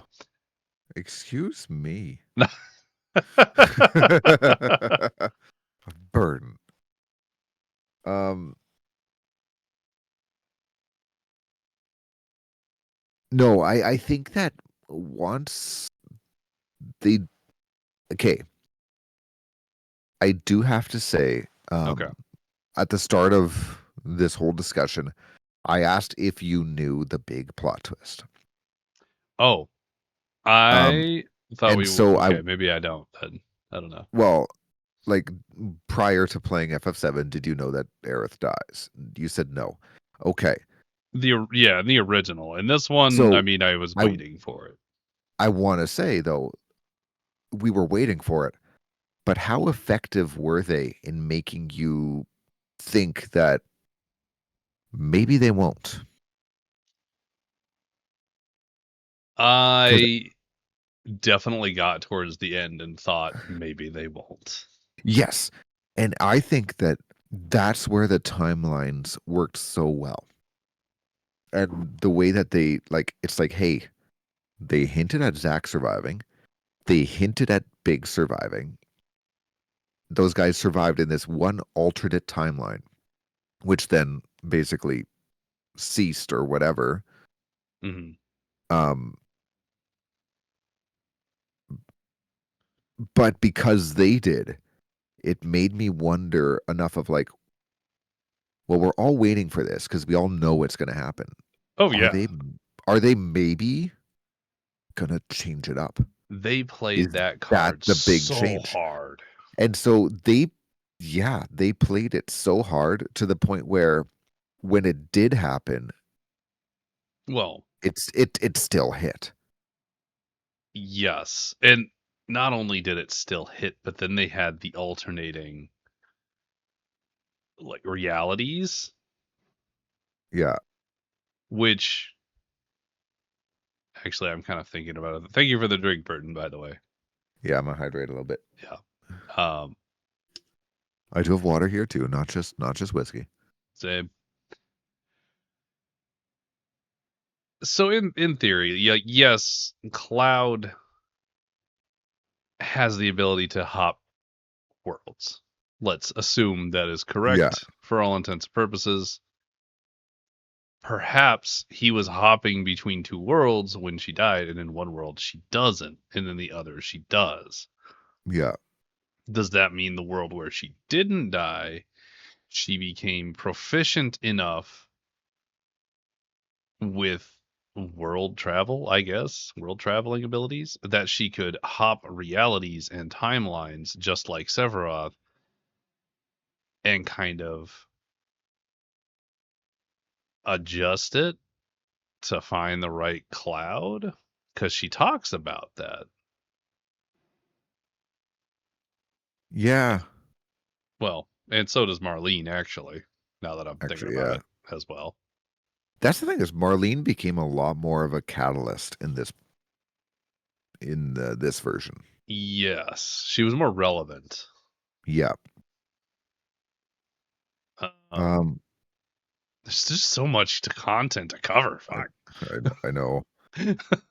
Um, I also want to comment on one thing I think the remake did better than the original Oh, is I love the original. I said it. I prefer the original overall. However, I feel like in the remake, or particularly in Rebirth, in this one especially, more than even the remake, mm. they did a really good job of bringing Tifa and Aerith together. What was like Friends? Yes, and making like to where in the original it almost felt like they were more rivals competing for Cloud. Yes. This Whereas one they in have a this one, friendship. Yeah. they really did a good job of building up that relationship to show the connection that not just us as players may feel towards Aerith, but Mm. that the actual characters feel towards her. Yeah, because So seeing every like, you know, having Aerith and Tifa spend time together and actually bond and not just be petty towards each other over Cloud or something like that, you know? yeah, it was very much just a quintessential love triangle in the original Yeah. game. There might Whereas be some extension from that, but like not a lot. no. Whereas in this one, like after Aerith's death, Tifa's the one who seems to be taking it the hardest. Whereas in the or- Yeah, in yeah. in the original, it doesn't feel like she plays that much of a role, or like she doesn't respond to it that much. Right. And so I feel like they did a really good job of just making her death mean more to the party, building up that inter-party relationships between multiple characters. That, yeah, inter-party relations makes Yeah, all the difference in a JRPG when the characters can like, well, in an RPG in general, yeah, where they talk and they have personality and they connect and they're not just extensions of the main character and only the main character. yeah. Yeah. Whereas in the original, it did feel like that a bit. Like yours, there was some inter-party There's stuff, a but bit, yeah. overall, it was mainly related to what you as the player were experiencing. Hmm. Uh, this as a fun side note, um, the quintessential date at the Gold Saucer. Okay, I realize this is way off of the point, but I'm interested. Um, so I was nice to everybody, and I ended up going on a date with Barrett. So that was you funny. got the Barrett date. Oh my god. It I, was a I hilarious time. I worked very hard to get the Tifa date. Yeah. Apparently, you could do it with all the characters in this one. So I Oh found out. really? Apparently, you can go with like Kate and Red. Oh, wow. In the Yeah. original, I had fun Yeah. with the Barrett date. But yeah, so I was interested in that. I don't know. It just came to mind. I don't particularly know why, but yeah, they did such a good job bringing the characters together as a cohesive group with the Yes. exceptions, well, maybe not even exceptions. For what Sid and Vincent are in this game, they did a good job with them. Yeah. Not that they're Like particularly fleshed out at all. they're fine. They Sid are is there. fine. He feels Sid Vincent feels He feels I personally fairly on point. enough in that he got there towards the end and like the little bit he's here, he feels mysterious enough. Mm-hmm. Whereas Sid feels like, yep, he's happy. He's He's just too the pilot who happy. he's a pilot who takes you around, and that's all that He's there is to him. Whereas yeah, Vincent at least still feels like he's an enigma, which is good. It's like, okay, there's more to this guy. We don't know it yet. We'll right. probably learn it next time, and that's good. Whereas Sid, it's like, is there more to this guy? I don't know. Maybe. He seems fine. Yeah. He doesn't quite fit in. Like he doesn't have trauma that draws him into the group. He's No. literally just a ferryman. At least Vincent seems like a mysterious person who we still Right. have to learn more about. He has motives. He's also Yeah. a really high level Queen's Blood player for some reason. I could not for the life of me get I couldn't get Queen's Blood. There's a whole story, and Oh, it's all right at best. I and don't so I was know why they included a story for it. oh, but I couldn't like figure it out like to a point where like Oh I yeah, played yeah. it as little as possible. That's fair. So It that whole the segment on the boat, I'm like, I will deliberately lose because I cannot be bothered. I Just think it was an let it be done with. entertaining game that went Yeah, on entirely too long. that's fair. Um, they have that for that card game in Final Fantasy VIII. That is excellent by all means. Oh yeah, they put in Final Fantasy 13 as well.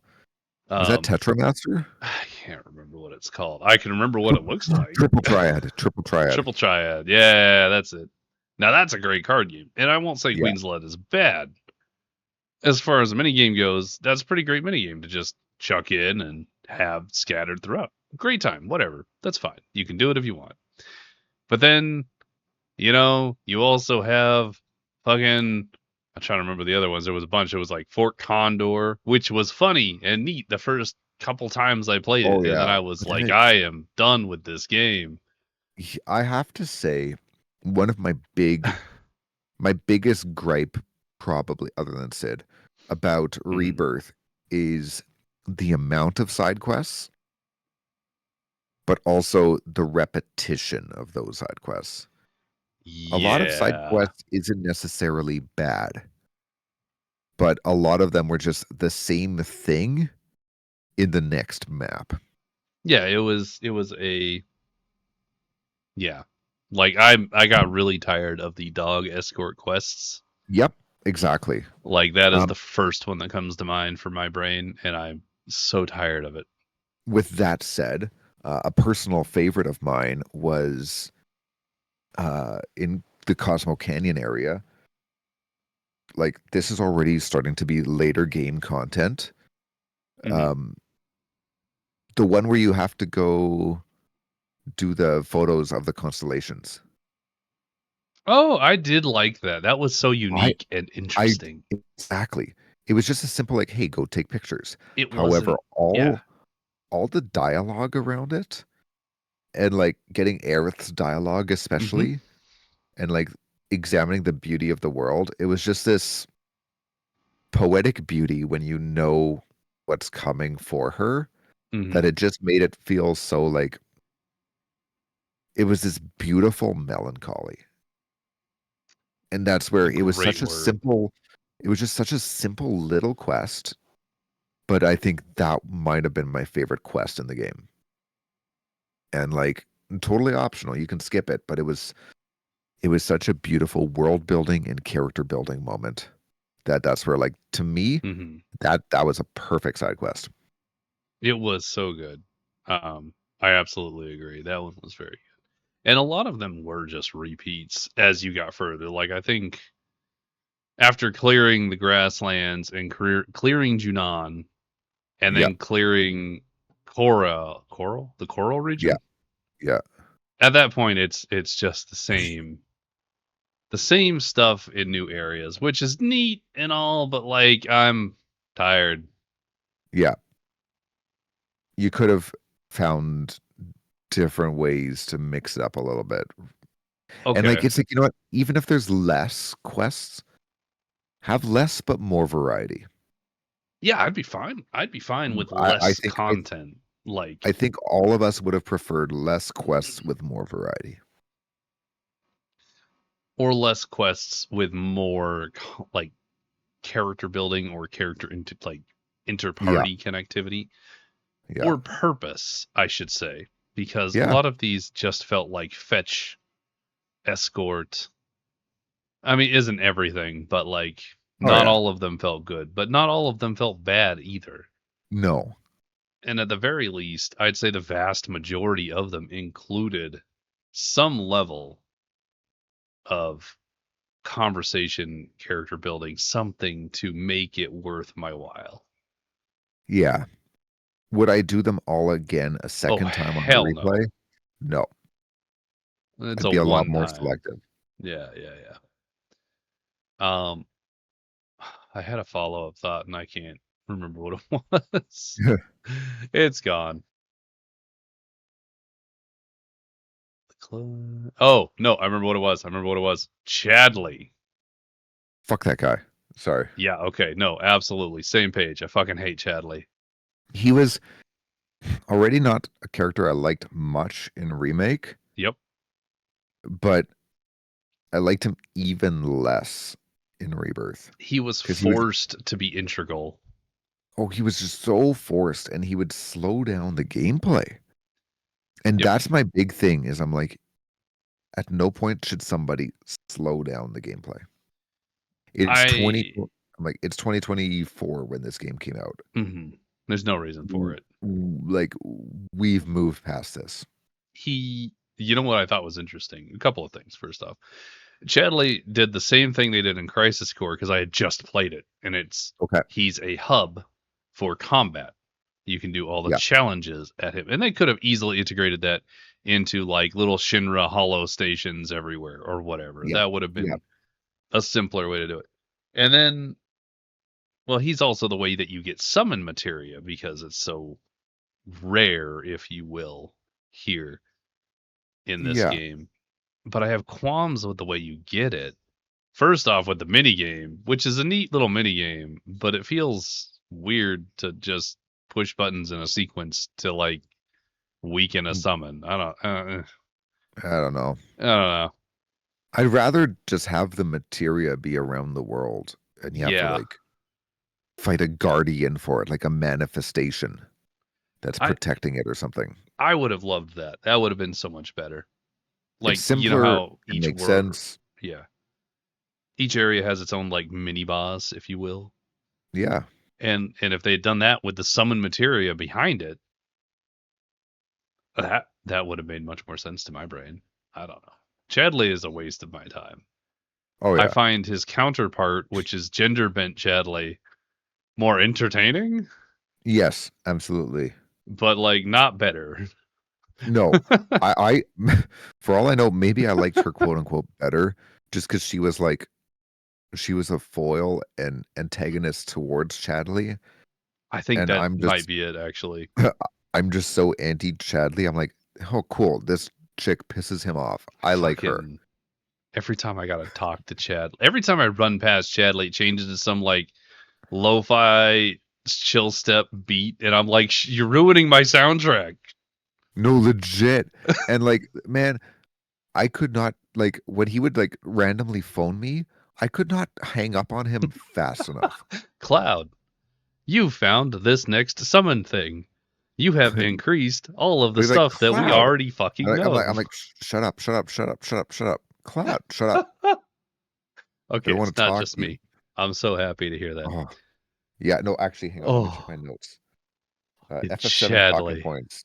Okay, relationship to the original game, favorite characters. We can also talk about favorite moments. Oh yeah, I have like Uh, still a bunch more, but like remake it's been very impressions, entertaining. intermission impressions, rebirth impressions, Sid, Yuffie, Barrett. Then I have My whole point here, the grind is repetitive at times.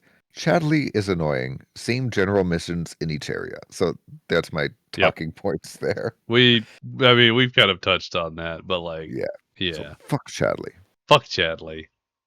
He's gonna be in the third one, Okay. and I fucking hate him so Okay. much.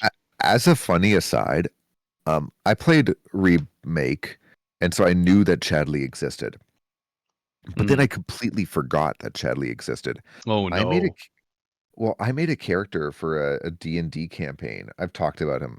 Uh-huh. I have Chad Broxson the Ninth. He's a total Chad, and he comes from Fantastic. a long line of Chads. Hang on, I still have my notes somewhere. Yeah, Chad the Ninth. Here we are. He's got an uncle named Chadius, and also an uncle named Chadley. I named him Chadley with completely Oh forgetting that Chadley was no. even a person. And then when I went to replay, Rebirth, I see Chadley after I've made Chad Broxson the Ninth, and I'm like, Oh no, no. how dare you besmirch the Chad name? That's so good. Kind of related in my campaign I play locally here. We have a bloodline of pompous people, the Chadstons. Oh my God, I So love it. it's a theme, and I love that. Uh, but yeah, Chadley, fuck Chadley. Nobody likes Chadley. Yeah, okay. I know. I'm so glad we're on the same page about that one. Actually, If you're it like, seems you like know, we're very on the it's like same we need page to in talk about general. Chadley. I really No. feel like he added a lot to the plot. He was really relevant to character development, was fun and engaging the whole way through. I He had I I I, more I, I think the collab's relevancy. over. Yeah, yeah. No, that'd be an ender. Yep. Nope. We are Like, okay, we are fundamentally not on the right page about things. Goodbye forever. we're done. Just end stream right there. Yeah, end stream, unfollow, blocked on all Unfollow, social media. This is unfollow, but done. still subbed. Yeah, maintain the sub. Thanks, Uh, Burton. I feel like he had more purpose in the first game, and in this one, he Yeah, was shunted in as a character that you are already familiar with for no reason. in the first one, it was like they introduced him, but then like you can never deal with him again if you so choose. Which Like is he had great stuff because I so wi- chose. but like he had some stuff you needed, so you dealt with him a little Yeah. bit. But like it was just like, hey, you talk to him to set up your hologram things. It's fine. But this, with the introduction of him phoning you all the time. Sorry, I love this bit of Rude and Tifa. Oh my God, loved it. Yeah. No, I was just watching this bit too, and this Yeah. is so good. The Um, integration of the Turks in the party. Oh, God, I love the Turks. I like the them in the Turks are original so too, great. but Yeah, man, I love the Turks. we love the Turks. Speaking of Um, Turks, well, maybe not yet, but Sisane. I want to okay. talk about Sisane later. Oh yes, we have to. That's a part of why I asked if you had played Crisis Core, Yeah, because that'll yeah. obviously impact your opinions on her. Because if you don't But know who no, she is, she doesn't really matter. But if you do, you're no. like, Yo, interesting. she's here. Um, no, in this one they really just the fact that they gave you the communication and Chadley just came up all the time and there was no escaping it. It Hmm. just felt so forced. If I could And skip his shit, I would have every time. exactly. Because I'd it's rather he just be a little background character to like play off of, where it's um like, hey, if you want this, get in, like, let him hmm. reach out to you, be like, hey, Cloud, I have some stuff for you. You're going too Like, fast. It's Chadley. You gotta like a third that speed, man. like, and like, hey, you know what? Contact me through your phone and I'll set up some training stuff for you. And Hmm. that's it. Maybe you get a little like notification being like, there's new stuff available from him. That's it. But all the time, it's like, man, I can't take 5 Hmm. steps without Chadley breathing down my neck. Like, dude, chill. Two things stem from that. One, what the fuck is the phone that you carry? It's like a stick that makes a round hole. I don't get it. Yeah, it's like a I don't get weird that. selfie stick looking It's motherfucker? weird, man, and it like plugs into shit. I'm just carrying around mini R2D2 gun, I guess. I don't know. That's the shit R2D2 had inside his chest. Secondarily, related to how Chadley doesn't shut up, or mostly I just can't do things while he's talking, right? Like I don't Yeah. care if he talks. I don't care if he talks, but Let, like let me do stuff. Come on. let me do anything, and he doesn't. But like if I believe it's Mai, if I recall right, if Mai talks, like when you're walking up on a group of enemies you need to kill or whatever with the special requirements, she'll talk to you while you're fighting, and that's fine with me. I'm Yeah. interested. So it's like, obviously you know how to do this, so why not do it across the board? Yeah, yeah. And she's just telling me interesting stuff about the monsters I'm fighting, and I'm like, oh, that's neat. I like that. I like Yeah. lore. I like lore that I could read, like listen to while I'm doing things. I don't know. Could have been implemented better. Yeah. Yes. Chadley as a whole was, Unfortunate. yeah. Okay. I'm Yeah. glad we're on the same Yeah. page there. Um, following that point, so you couldn't get into Queen's Blood. Okay. Yeah. Fort Condor was cute and funny and not a bad game by any means, but It I was, it was, was, it was a lot like the original, yeah. which had one battle and that was it. Yep. Yep. It was a good game. I have no qualms with Queen's Blood or Fort Condor for being good games, albeit they were overused, in my Yeah. opinion. Drawn out too much. Yeah. And Queen's Blood had a storyline which I could spoilers because I don't think you care. Yeah.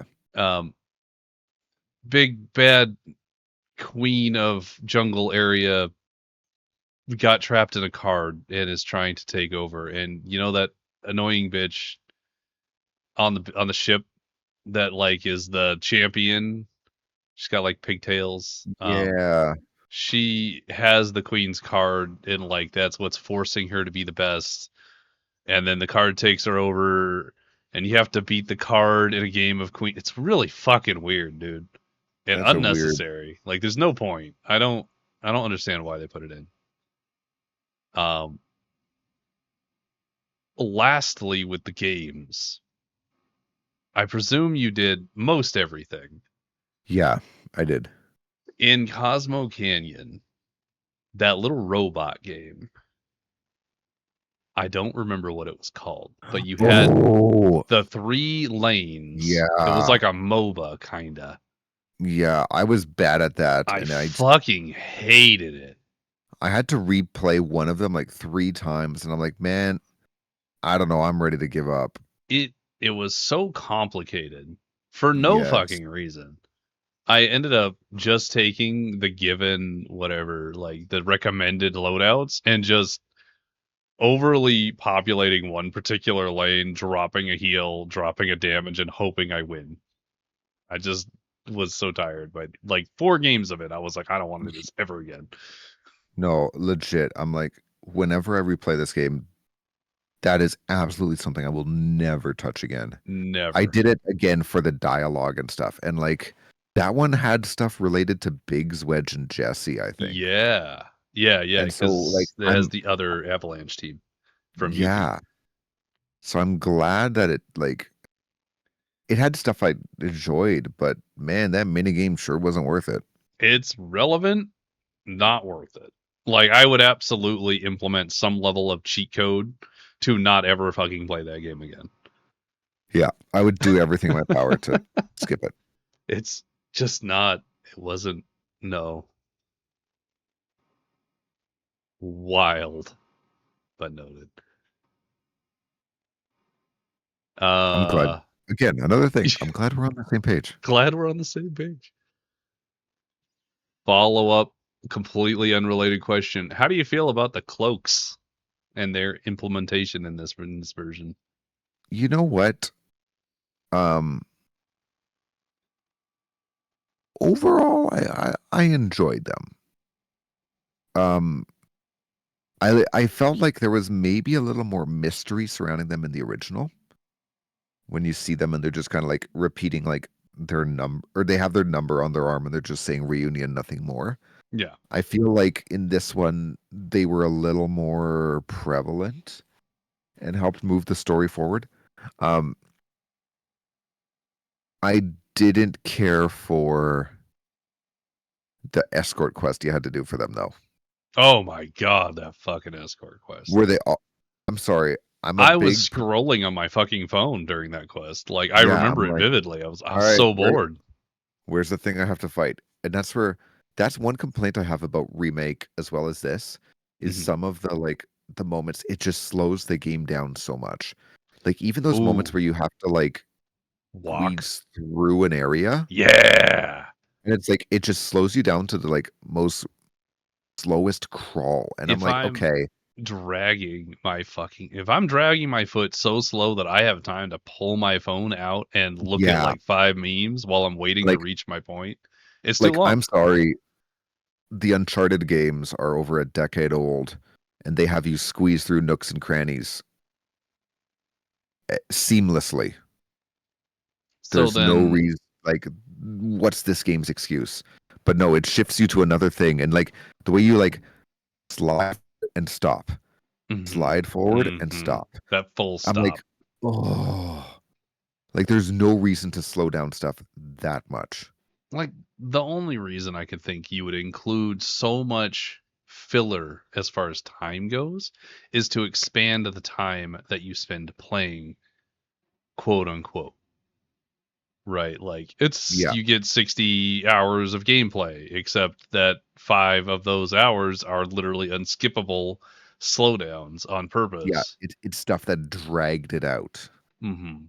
a little bit, and I'm like, I don't like Like, that. I hate that. We're at a day and age where games should not be deliberately slowing you down. no. And that is very disappointing to see in such a large Yeah, uh, there's so I'm much trying to to get the do. right word, but like just a game that people are very much looking at and going, "Wow, this is pretty big as far as things go." Yeah, it has a lot of eyes on it. Um So yeah, the forced slowdowns, yeah. And related to the Black Cloak guys, because it's Yeah. relevant. I think his name is Roche, the biker guy. Oh, yeah. Okay, The other soldier. I'll start with that because I have opinions on him. Which is Okay. initially in the first game, I was very annoyed with him. Yeah. Did not, and objectively, I still don't particularly care about him. That's what I was gonna say. I'm like, I'm He- largely indifferent. It's just he's there, he's neat, and Yeah, that's pretty much it. but for another soldier first class? I think he's second class, or Okay. he's not first class. I know that. He Okay. might be third. He might be third But class. like, I don't know, they could have he's just too He's a lot. comical for So me. much. Whereas like when you see the other I mean, again, most of them are first classes. When you see Zach, allegedly Cloud, Sephiroth, Well, and when you've seen Angeal and Genesis mm-hmm. in Crisis In Core, Crisis. like you have these, I don't know, he's just too weird where he doesn't fit in with like any character. Like nobody in this game was that over the top. The closest variable, like the closest character I could put towards him is Zach. Because Zach is kind of a comic relief in his own right, but not Yeah. to that extent. Like that's an extreme, right? Zach's a comic relief in that he's easygoing and like prone to witty banter and sarcasm and stuff. Yeah. Overall, nice, funny guy. This guy's like not quite, but like almost like, dude, are you trying to be on JoJo's Bizarre Adventure? Because like you're giving off Yeah. big time anime vibes. That is absolutely the best analogy towards that character I think I've heard up to this point. So thank you Like for that. it's like you're trying to be on an anime here. He goes too hard. And I think that's what Well, makes me not enjoy him as a character because he's yeah, too much. yeah. Yeah. And like Uh, no other character gives off that level of vibe. And no, that's the issue. he feels Is out of place. yeah, if the game was filled with a lot of people who were like that, okay. But no, he's the only one who's like that over the top. Hmm. Like, okay, here, better yet, he feels like he belongs in Kingdom Hearts, not Final Fantasy VII, where the You tone of the know? game is otherwise very like Yeah, I'll give you that. grim, dealing with some serious topics. It's like, no, he belongs in a cartoony game. If he were in Kingdom Hearts, wouldn't bat an eye. But because he's in Final Fantasy VII, Yeah, and everyone else is serious and stuff. It's like, except no. maybe Kate Sith, but Yeah. that's Kate Sith, and we knew that was part of it. Yeah. And that's okay. I actually enjoy Kate Sith as a character in this game. Yeah. No, as a character, yes. I just don't want to do their stupid segment. Oh no, no, no, no. Speaking of segments, actually, Okay. I'm All watching the right. video on screen where Aerith is gathering the spirit at the Oh end, yeah. and Yeah. I thought it was a neat new mechanic. Like it's a neat thing to do. I felt like it was hard to get enough to do anything. And there were Yeah. entire areas I just didn't go to. I did grind enough that I was able to, but it slowed me down. Considerably. Yeah. Because I was so meticulous about it. So it didn't flow as well as it maybe could have. Yeah. Yeah. Um, all right, backtracking because you had mentioned it. We did talk about Crisis Core. Let's talk about Cissnei. Cissnei! I love Cissnei. She's great. I really liked her in Crisis Core, and so that's where like I had been waiting, being like, man, I hope she like comes back in some form because In some capacity, because she's a I re throwaway character in the first place. yeah, I'm like I overall really liked her character in Crisis Core, and I'm like, man, it sucks that now I go back to play the original, and I'm like, well, whatever happened to her? Yeah, Now because we know. it's really neat to me. I mean, it's such a simple storyline, objectively speaking. Like, she stays in the town waiting for Zack to return, watching over the town like she said she would. Or his Yep. parents, I should say. It's a very sweet gesture. It's a very, like, sweet story, and she's still waiting for him and all that jazz. And obviously, in that particular universe, that's never gonna happen. So that's kind of sad, in a heartbreaking Yeah. way, if you will. But I'm happy they did something with her and made her relevant. At least even to the minimal extent that she is relevant. Right. No, exactly. Like, because I think the fact that they introduced her, admittedly, that was part of the danger of doing a prequel game after the original came out without ever intending to do prequel games. Right. Um, Right. Part of the danger is like, well, then you're gonna if you introduce new stuff, people are then gonna wonder exactly how that new stuff ties in with the existing thing that came before. So yeah, like you introduce Cissnei, well, we're here being like, well, what happened to her in the original? hmm Well, They finally had a chance, and they did. Even if it's simple, it was just nice to see that yes. elaborated on. It's a very sweet gesture on Cicinae's part to be at the village, Yeah, which lends to the I want to say relationship, but I'm not sure that's quite the right word between her and Zack in Crisis Core. But I guess that yeah, depends on who you ship with who. So, and that's it. Like, I mean, they did have a relationship because relationships aren't just romantic ones per se, hmm but it was definitely like, no, Aerith was Zack's romantic interest. Cissnei was bah. maybe a coworker with some flirtatious moments, but Yeah, that'd probably be the extent, and I feel like even that is kind of like pushing it because objectively she's not inherently flirtatious. I don't feel like. I think she's flirtatious in the way that it's like she's cute girl talking to cute guy, Uh, yeah, all right, I got you. and they banter and joke with each other. So there's flirtation, but There's something. e- even then, it's like, you know what? Like, how often do people talk to each other and it's like, oh, they're totally flirting? It's like, nah, they just have good banter. That's a valid point. Looks at I think.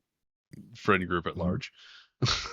Yeah, no, exactly. And it's like, not everything has to be romance. Sometimes, like, Yeah. the like flirtatious dynamic isn't even like we're trying to flirt. It's just like, nah, I'm like, man, I'm trying to use my charm on everyone at all times. Got that Like, high riz, you know. I'm I'm heterosexual as fuck, but I'm still trying to charm my guy friends. You know, like, You is wanna would you say that's a degree of flirtation? I don't know, perhaps, eh, but not everyone you flirt with means you're trying to like seal a deal. Sometimes you just flirt to flirt. You charm people to charm people. That's all you're doing. And yeah. I think maybe that's what was going on with Cisne and Zach. Hmm. Like they're charming each other. They're witty. They have banter. They're doing that. They're charming each other. Does it mean they are romantically or sexually charged and interested? Not necessarily. Mhm. But they're two people who are friends and trying to play up against one another, you know? Yeah. I agree with that. Yeah. Um, So, so no, I do think Aerith and Zach was a love interest. oh, obviously, definitely a love interest. Although it's interesting considering that technically timeline wise, it's been what, 5 years? Yes. So obviously, whether or not it was a love interest, it is not inherently one now, No. I which mean, leaves that ambiguity kind of leaves it open for people to interpret the ships unless they force a ship. I mean, but that's the thing is like 5 years is a decent amount of time for things to happen. Hmm. And then you also consider the fact that how long were they ever really an item? I mean, as far as I could tell from Crisis Core, it can have been more than like maybe a year at Yeah. most. So it's like that's more than enough time for Aerith to recognize that things are done and like be able to move on to Cloud. Hmm. So when people are like, "No, I can't see how Aerith would be with Cloud because she was with Zack," it's like, yeah, that happened 5 years ago. Like Yeah, there's she's a big probably time skip there, bud. she's probably hurt by the uncertainty, but that doesn't mean she hasn't opened up to the right person coming into her life. Right. Because that's healthy. Moving on is healthy. Yes, it is. We support that here. So, Sisane and Aerith, with all that, I kind of Yeah. figured. One thing I want to call out, just for no particular reason, Okay. is we did talk about the little mini game Fort Condor, which I assume Yeah. is the only version of that we'll ever see in this particular game or Yeah. the series. Because you do see the Condor in like a little mini quest or Yeah. That whatever. was another side quest that okay, at least that side quest was different than all the others. Yeah, no, absolutely, I'm fine with That that. was its own thing. It was a neat side quest. I give it that. Yeah. It's fine. It's a lot of chocobo sniffing in this game, Yeah. uh, which I stopped for every question mark up till I think like the jungle, and then I just stopped caring. I'm like, all right, I have enough items. I'm like, we're we're I we're, have we're good. so many materials I'm never gonna use, buddy. No, let's be real. I'm well stocked. We're Yeah. okay. Um, but like, yeah. So we had that, and I don't know. I don't know. The Condor just seems like it exists to exist because it existed in the first game, but not that it has any relevancy in this game as far as No. it goes now. Whereas in the original, it had a lot of relevancy. It was housing the huge materia. Right. So then But huge Shipwreck needed materias it. are Okay, I have a question, and you are probably more freshly familiar with this information than I I'll am. do I'll do my best.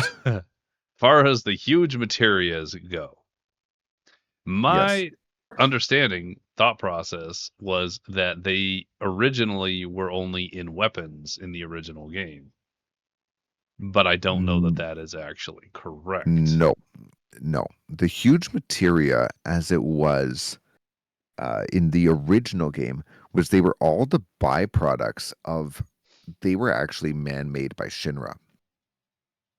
So the huge materia you have to collect are all from different reactors that had been deactivated.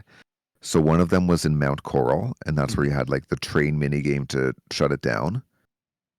Oh One of yeah, them was that's where in Sid's Mount, in a leader.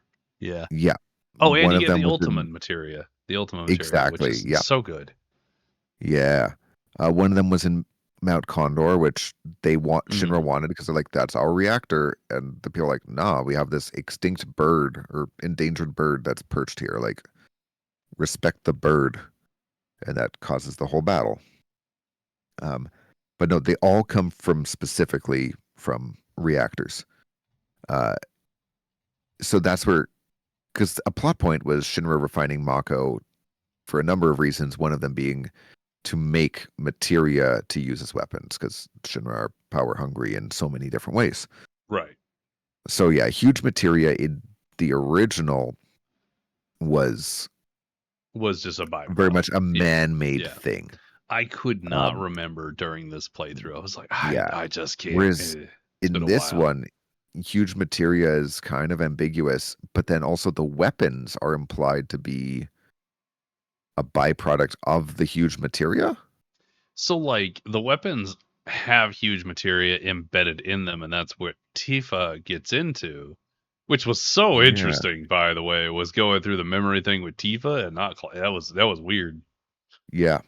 Not bad, just it was an interesting departure. Yes. Um, but yeah, as far as the lore and rebirth goes, it's very much the weapons have the huge materia embedded in them, and that is when the planet has to protect itself, right? Yeah. Oh, welcome in, Panda. Spoilers. No, Final let's Fantasy go. Rebirth. Welcome in. We're just chit chatting. Hell yeah. Welcome. Um, I prefer the original take on the weapons, Hmm. where they are basically Just real ent- mean. well, they're entities of the earth meant to safeguard it at a time of crisis. Right. And that's yeah, when Sephiroth summons the black materia, that's what awakens the weapons. And they were basically like the Yeah. world's guardians, so to speak. The only thing I remember inherently about the weapons, like obviously you have to be pretty powerful to beat them in the original Yeah, game. I yeah. remember the ruby one in the desert was a That was the pain in the worst one. ass. That was the hardest one by far. Like I just remember I struggled against that one, and I remember I had to go through this godforsaken submarine mini game to get to the swimming one, Oh, the and emerald one, yeah. there was a time limit. Emerald, unless you had the underwater materia, which let you breathe underwater. Mm-hmm. But no, emerald was dealt big damage and had tons of HP. Ruby was tons of HP and really weird mechanics, where like Ruby would eject certain people from the party. Yep, So and it's then this just whole thing of down one. you'd have to like cheese the fight by like entering the party with two people already dead, so Ruby wouldn't eject, and then you have to summon at the right time and like resurrect them. It was a whole thing. Yeah, I just remember it was very brutal. I'm Yeah, interested to see how they enact Knights of the Round as far as a materia goes. yeah, That'll be neat for sure. What are okay? I'm gonna ask you okay. because I'm gonna walk away for about 60 seconds to give my eyes Oh, an ice pack. okay.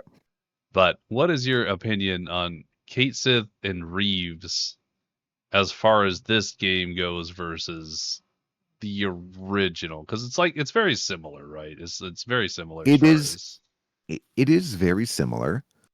With that said, I feel like this game did a slightly better job of making them feel like they're the same person in that they're more of a puppet for Reeve.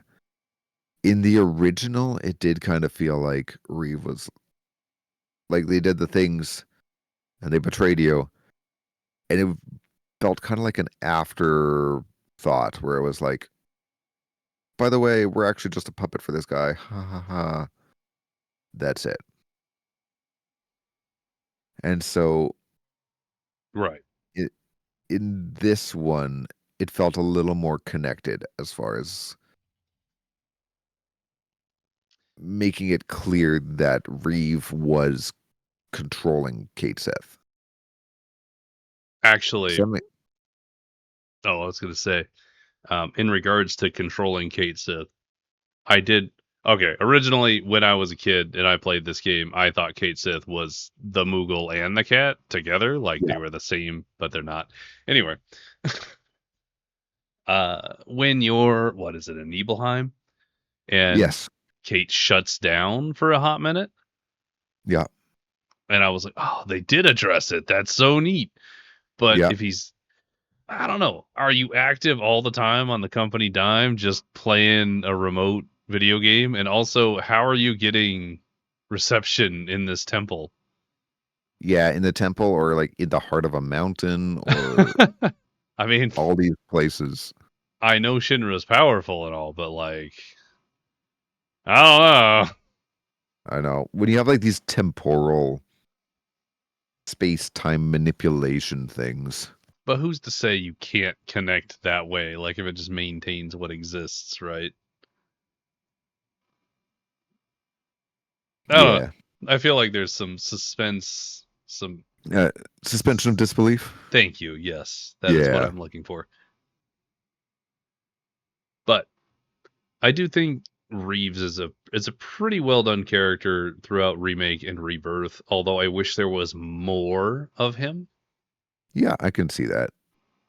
Uh, I always felt like during the Shinra scenes when they're all sitting around that big table or whatever in the original, like it translates into this one, but I don't feel like it translates nearly as well.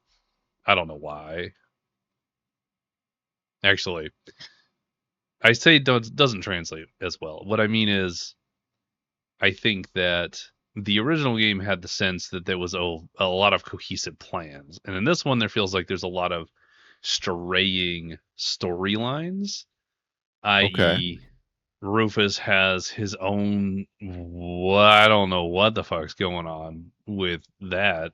Yeah, that whole thing, that's true With that the the guy who looks guy. like Cloud with a beard, kind of, sort of, but it's Yeah. really Sephiroth, and he's got a black cloak. I don't. I'm like, what the fuck?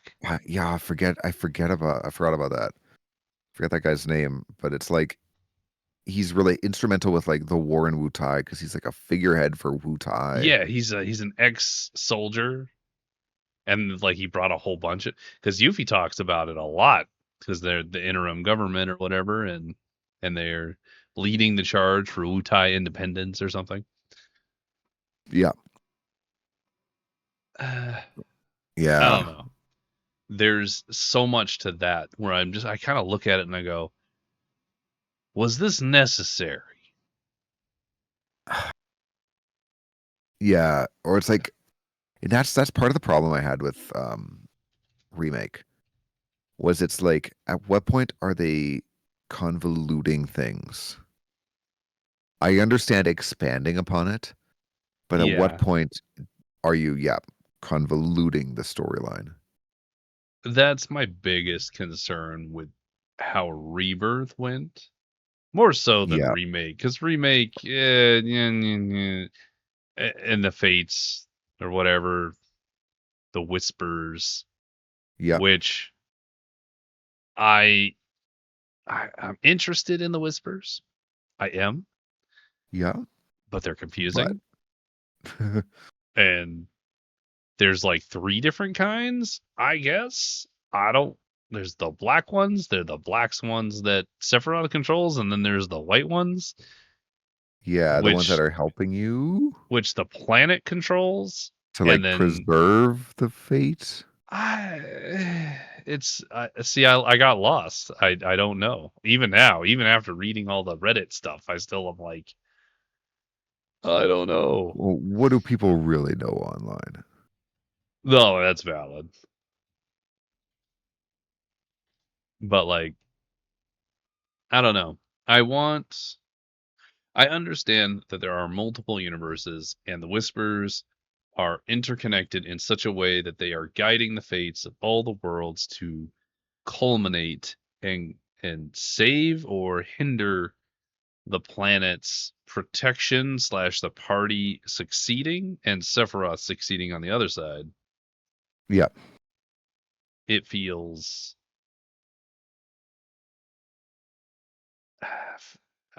the word that comes to mind is forced.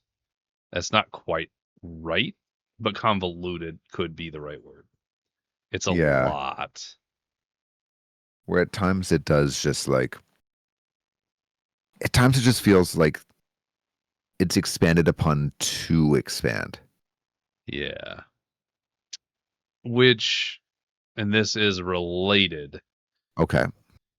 and I understand it's an entirely different series, but you're familiar with Kingdom Hearts. Yes, we talked about it at my stream where Ah, I think we I know did. Yeah. I know Yeah. you love Kingdom Hearts, but have gripes with 3 because of how Yeah. Yeah. it's convoluted to To say all the hell. least.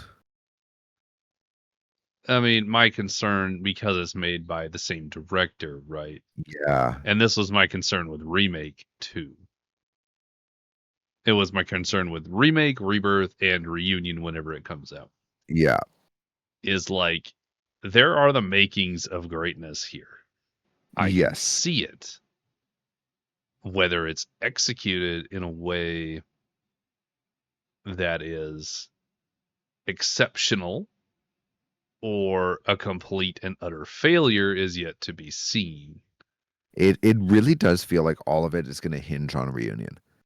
So Reunion has the hard. potential to wrap things up beautifully Hmm. or just be so overcomplicated that it's an utter mess. And not that I necessarily think it'll be that bad. And this is a Right. whole other conversation that we need Burden here. But um, Yeah. is this going to be the last Jedi that undoes everything that these games have done? And Because that's that's the problem with yeah. Reunion. Yeah. It could It's either make everything or it could utterly break everything to the point where you'll look at Remake and Rebirth and be like, well, these 2 were great, but they yep. don't go anywhere, so who cares now? That's such a and it's because I'm super concerned, right? Because the very end of Rebirth, you have so many different worlds and different cuts from Well, each of those worlds, you know? that's that's the other thing I do want to address, and this Okay. is my big concern. Throw it at me. Um, the original game is 3 discs. Yep. Disc 1 ends with Aerith's death. Hmm. Disc 2 ends where you're basically have done all this other shit and you're ready to go fight Sephiroth and take on the Northern Crater and wrap it all up. Hmm. Disc 3 is literally just that dungeon and whatever endgame content you're going to do, like the weapon fights Ah. and all the optional stuff. Disc 3 is just kind of like well, we couldn't fit it on disc 2. Here's your wrap up content. Yeah, all Um, right. So your concern so is remake basically ended halfway or like 30% of the way through disc 1. Rebirth ended where, you know, did the other half of disc 1 basically. well, I mean, they took So Midgar, which is 8 hours of the original game, and made it a whole game. So yeah, but like But now Rebirth did the second half of disc 1. My point being now, you have one game to do the entirety of all the plot of disc 2 plus the end game wrap up plot of disc 3. Based on the pace they have been maintaining, they are going to have to either cut things or rush things, or have the absolute hugest game ever. Like with the way that things have been expanded upon to make this, they can't keep this pace going. Like I'm fearful for how rushed the last one is going to be, because there's so much content that has to be done. That's such a significant, unless they quote unquote change it. And that's the thing, is that's what has me concerned. How much are they going to cut? How much are they going to change? Will the changes be worth it? Can they maintain enough of the original that it's like fundamentally it hits the same way? Like,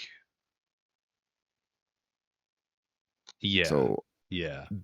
That's my big concern, is the pacing they've been doing. It's fine, but it feels like there should still be 2 more games at least. At Based the on their rate current they're pace. going, yeah. Yeah. So for them to be like, "Yep, we're going to finish it with 1." I'm like, so how? Okay. With that in mind, and I'm gonna play a little bit devil's advocate with this thought process, so roll Okay. with me. But All right. so you have, first off, you have remake and you have rebirth, and both of them exceptionally have used the engine to create both Midgar and the world at large and all of the areas. So you have all of these places that you will revisit in disc 3 or game 3, if you will, Yeah. already done. So you don't need to build those from the ground up, which in theory would allow Some you of to it. just reuse those spaces as needed. Yeah. Mind you, there's a lot more areas to go to and things to do, of Yes, yeah. course. But objectively, I would dare say at least half of that is already created. You've seen, at this point, we've seen the bulk of the world. Right. I Wutai would say. being the obvious exception, truly. The Wutai, Icicle Town, Medial, of course, the Northern Crater. Yeah. Which, speaking of, okay, maybe off topic, but we'll get there. But yeah, so objectively speaking, Devil's Advocate, I think they could, in fact, make a game twice the size of Rebirth because they've already got half the work done. Yeah. It's possible. I don't inherently think, I don't know. They could do it that way, or they could just cut all the content. My biggest concern is they just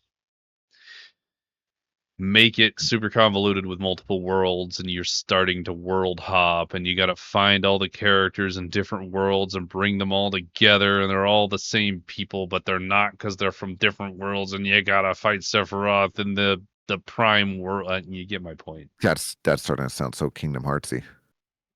Yep, sure does. Yeah. Yeah. So like, I'm holding out some hope No, that, and that's it. Like you know, I'm not here to be negative. I'm not here to be like, I don't no. think they can. But that's my big concern I have. Yeah. You don't have to be negative to be No. pragmatic Like, about it, right? yeah, and I'm scared for it, because I'm like, man, there's a lot they got to do. And I really hope they do it all in a way that feels not like the original, but feels in a way that respects what the original was. Yeah. And that's the big thing, is once I changed my frame of mind, and with my playthrough of Rebirth in particular, I feel like there was a lot of respect shown to the original.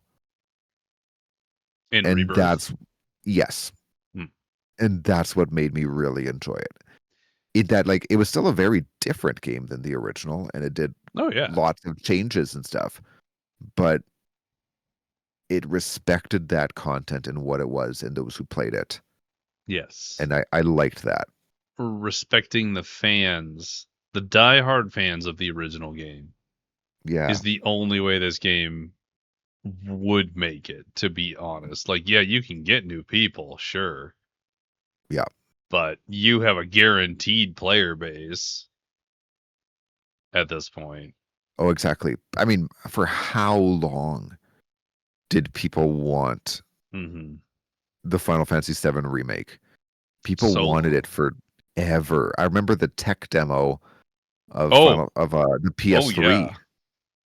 and That people were like, "Oh hurt. my god, is the remake happening?" And they're like, "No, no, no, we're just doing this to show off what the PlayStation 3 can do technologically." It was And it literally just to check and like see if people it, wanted it. That's it all it felt like was. it felt like a betrayal. Yep. So yeah, like then we waited for how long, and then like, okay, we're Mm-hmm. actually going to do this. I remember, um, God, okay, I remember I used to watch a E3. lot of hockey, Oh, okay. um, and in 2015, Mm-hmm. the Chicago Blackhawks, who I quite liked the Blackhawks, Sure. um, they went on their Stanley Cup run and they won the cup. I watched every single game of the playoffs, but if I couldn't watch it live, I would record it and turn off all social media. The day the Blackhawks won, I'd gotten home from work or from school or something, and I was watching the game on a delay. And it was like, if they win the game, they win the cup. And they were playing against Tampa Bay, and I had Mm-hmm. turned off my phone because I'm like, I can't have any spoilers. When they won, I turned on my phone, and my phone was being blown up with messages from people who were being like, "Oh my God, you must be thrilled. The Hawks won. That's awesome." Blah blah blah. And that same day was the day that the Final Fantasy VII remake was confirmed. And I was also getting my phone blown up by people like who were saying like, "Dude, you've been waiting for years for this. You must be so thrilled." The Final Fantasy VII. So I had two sorts of people blowing up my Yeah, yeah, phone. And yeah. at the time, I'm like, "This is the best day ever." Damn, that sounds like such a good day too. Yeah. So from 20, that was in 2015. Meanwhile, the PS3 tech demo came out in 2006. That was well over a decade of people wanting a Yeah. remake. And then we'd still have to wait 2015 to 2020 when it came out. Like there was a lot of waiting Yeah. for that remake. To be honest though, like I'm so satisfied objectively with this remake. Like both games. They've done a great job I overall.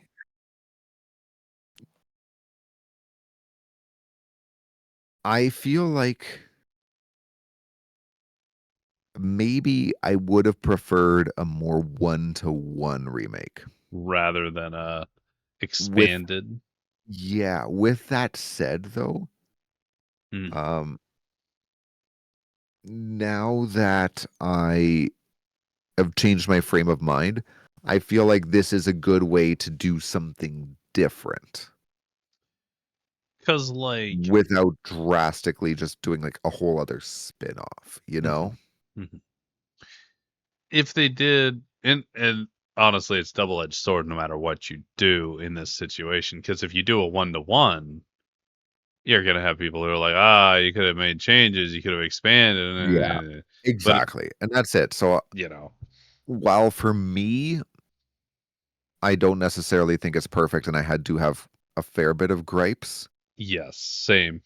overall, I think the fact that because it's not one to one, I can just appreciate it as its own thing that doesn't detract from what the original was, while still being separate enough that like I still want to go play the original. I'm not going to replay the original and be like, "Nah, remake was better." They feel fundamentally different enough that they can both just exist, you know? Right. Does that make sense? No, no, no, that makes complete sense to me. Okay.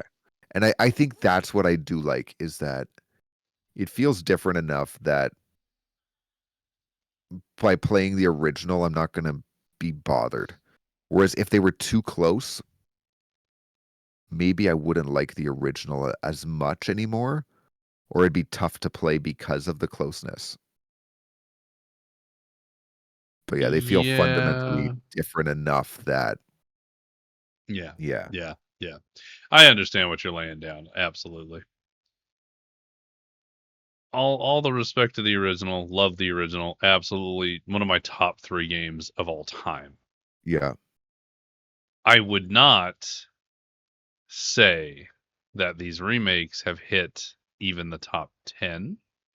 okay, However, they are very enjoyable and have yes, expanded upon the universe in a way that is enjoyable. yes. So, Honestly,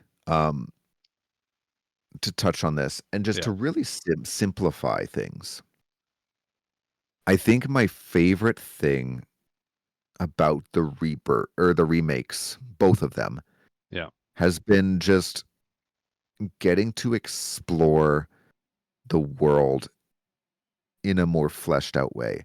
It literally, not even just like lore wise, but literally just going from 2D quasi 3D environments that were like pre-rendered Oh, yeah, yeah.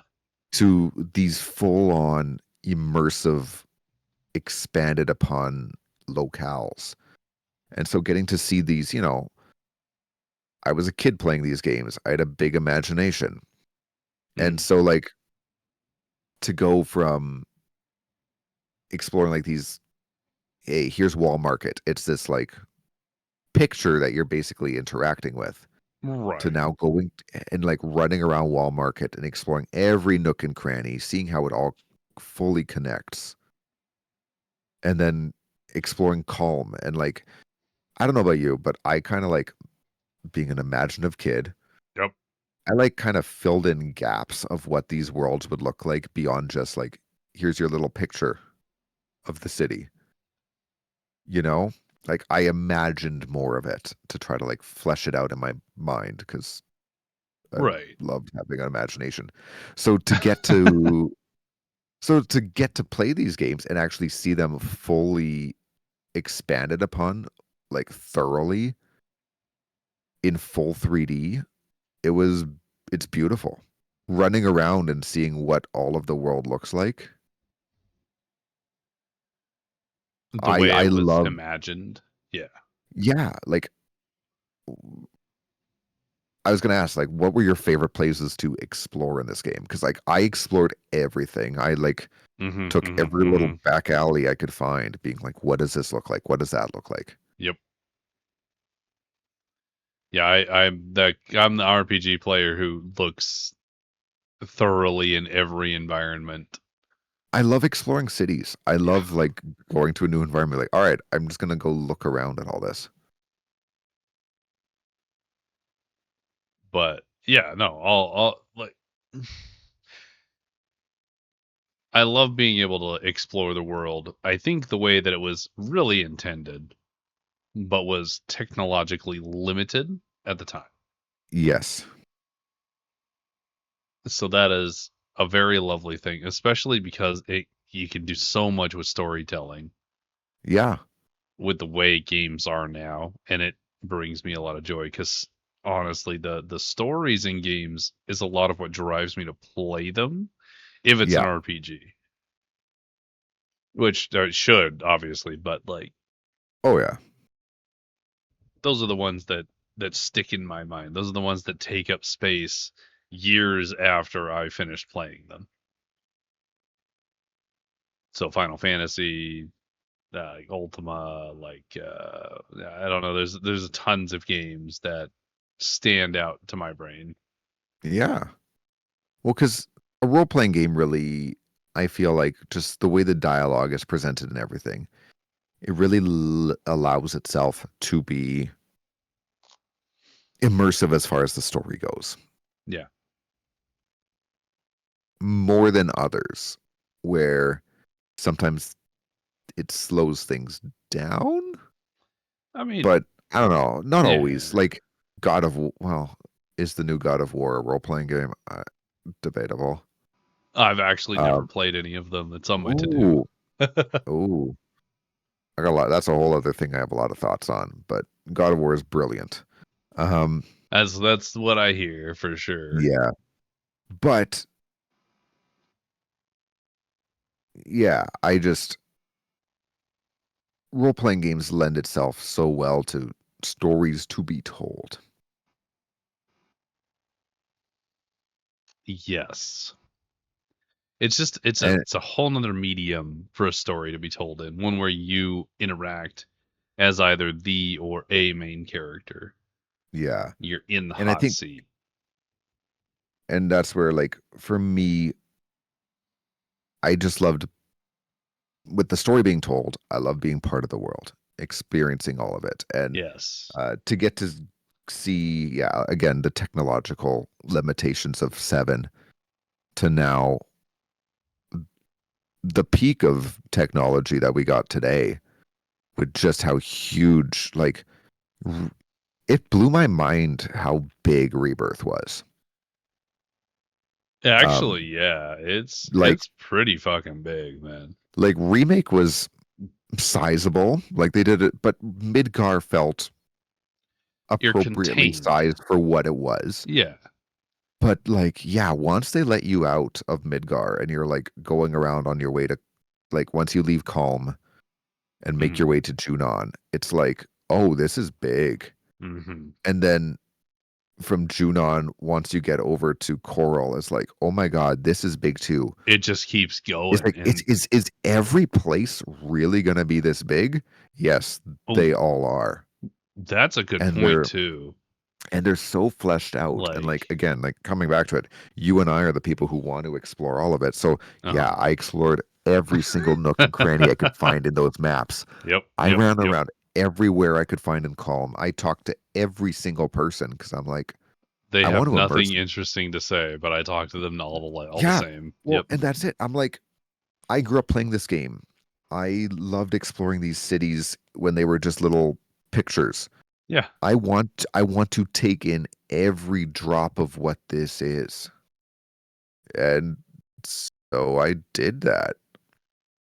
It has And been a great time. yeah. And like, that's where I think, honestly, one of my absolute just favorite moments of the game was when you first started playing. You get out of the flashback sequence in Calm. Mm, When you leave the inn and it's like, all right, here it is. Go run around, go explore. And that, like, that music for the city plays, and it's such important quintessential music of mhm. the original. On Like, our way, I I believe. yeah, I got emotional because I'm like, Yeah. oh my God, like, I'm like, I've wanted this for so long. I'm somebody who listens to the soundtrack fairly regularly. Mhm, mhm. It just, like, it was just an emotional, like, punch and connection that It it was beautiful. It's like, man, like, if yeah. if I could go back to fucking, like, 12-year-old or 11-year-old me Yeah. would be having a field day experiencing this over like 20 years in the future. Like, this is everything I wanted for all these years. So it was N beautiful. no, They I get absolutely, that. their reimagining of the world is perfect. It hits in a way you're not I mean, you could prepare for it, but you're not prepared for it. At least I wasn't. Like, I literally would stop and just look out at Yeah. any particular location, any particular time is gorgeous. I just wanted to take, like, all of them in, like, and everything was what I wanted it to be. Yeah. Yep. Calm felt like Calm felt like the nice town where I'd want to live, you know? Yeah. Little It's little got little side everything. town. Yeah, it's cozy. It's got everything I want.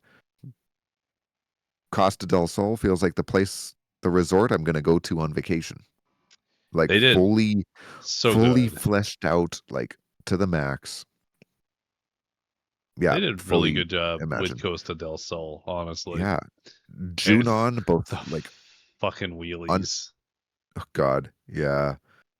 Like under Junon felt like the oppressed fishing area. Upper Yep. Junon felt Yep. like the I used to have a friend who lived on the military base in the Yeah. city, and I remember I'd go visit him, Yeah, go that to his feels about place. right, And honestly. I'm like, Junon feels kind of like the military base. Well, that's the point, right? It's a And no, military and like, installation. yeah, and they captured it. Corel felt as depressing as it was, Yep. you Yep. know. Yep. Oh. Oh. Hold on. Okay. Guy Guy and Corel in the desert city, whatever it was called. I can't remember. Guy in the green suit, complete douche. New Don Oh, Corneo. oh yeah. That guy. In the prison. Yeah, fuck that guy. God. Oh, and he had like the music and everything. Uh he okay. So objectively, I think he was if you're gonna add somebody, he was pretty entertaining. But Okay. He was like, but you know what? He made sense as far as his like entertaining over the topness more yeah, than the fucking the bike Roche guy, guy. yeah. Yeah. He was like, no, Not to like he derive was from like, sentimental. he's the Don Corneo of the underworld. Like Don Corneo's Yes. the slums guy. He is the prison in the Gold Saucer guy. Right. I can't wait for when they eventually come together as a duo, which is Did they inevitable. or didn't they in like one of the fights or no? No, you fight Don Corneo in the Gold Okay. Saucer. Okay. He's just I mean, as far as character goes, they did a good job with Don. I Yeah. hate him. He's so Oh good. yeah. And you were supposed to. Yeah. Yeah. But yeah, I also got very sentimental with all the music and the The locations music was and yeah. the characters, and I'm sure there's some nostalgia playing in that, of course, because there has to be, but it's very beautifully done, and I enjoyed the game quite a bit. Yeah. Uh we've talked about a lot of stuff here. Trying to think, Yeah. what do I got left? We've I was gonna actually ask, hit most everything. yeah. Um I do have I hit my stuff. So I have two additional things on my okay. list if we want to hit it. All right. So the black white materia is one of them. They give the black materia kind of a backstory with the Gi, Yeah. which was interesting and lends more to Red and his backstory, Yes. and explains a little bit more of the Cetra. It doesn't necessarily explain the white materia or the fact that it is clear? Question mark. Yeah.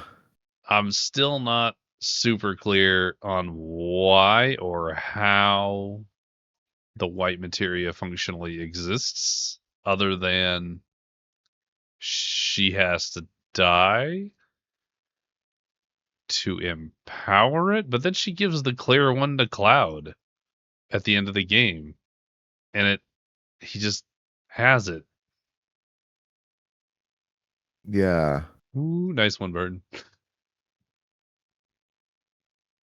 Oh So, my. oh my. Um, okay, so following up on the white materia thought process here, Okay. actually, something I did notice, I also read about, but during the end scene, like the final, cut scene Okay. where the ship is, or the tiny Bronco is being repaired to fly to the northern crater, Yes. and everybody is mourning Aerith except for Cloud, who sees Aerith all the time. Yeah. Cloud will pull out that little clear white materia, if you will, and he looks at Yes. it. And this is related to the next point I'm going to make. But in that materia, it reflects the sky with like a chasm in it. And that chasm, the sky, is the same sky that the Zack you play as for the majority of the game sees. Yeah. Yeah. As well as when you go on that final date with Aerith in the city and you get all the stuff. Yeah. And Like you're for in the free. Sector 5 slums. Yeah. Right. So there's more to that materia. I just don't understand what it is. Yes. There's a lot. And again, I'm over a year removed from my playthrough. So, like, there's a lot of stuff I'm forgetting. Right. And I'm like, very fresh, of course. No. And it's, pieces are coming back to me like, I had certain thoughts about things of like, where are they going to take this? Mm-hmm. What could they have done better? Question mark, or differently? Right. But yeah, It seems like I don't fully get where they're going with all of that. That's what I meant to connect earlier. I was thinking this, I wanted to connect it with you. That tear in the sky, I didn't remember it from the original game. No, not at all. It is not at all a thing. Fun fact, it is in the original game. During your time going through Cloud's psyche with Tifa. Okay. Apparently, there is a tear in the sky, exactly the same as the tear that you see. Huh. So, like, canonically, it always existed. It was always part of it. It just never got expanded upon in depth, and they're doing it with this game, and I thought that was fascinating. Wow. Yeah. What that means is completely up in the air. Oh yeah. But like, it existed, which means that there were always multiple worlds, and you just only played in one of them. I don't know, man. Terror in the world seems crazy to me. I also don't understand what the terror is for. No, and like they're gonna have to get some good answers. Because original, you had the big meteor heading for the planet, and right? That's the big thing I remember in the sky. Yeah, absolutely. That's what I was gonna say. Is like, I remember the meteor. There was, I don't recall a tear. There might have been, but I don't remember it. But like with this one, I don't remember there being a meteor in this game either. Actually, in Rebirth, I don't think there's a meteor at all. Not yet, because obviously. Sephiroth hasn't summoned the black materia yet. Mm-hmm. Did he, like, Cloud hasn't given it over to Sephiroth yet, has he? No, he did. At the end of the game, that's how you end up hopping worlds with Cloud. Okay.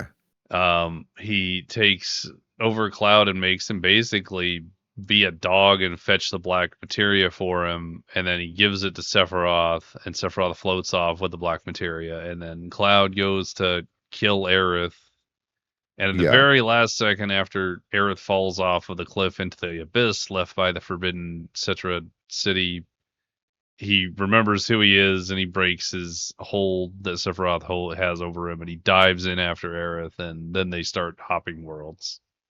Yeah. Which is interesting, because that doesn't mean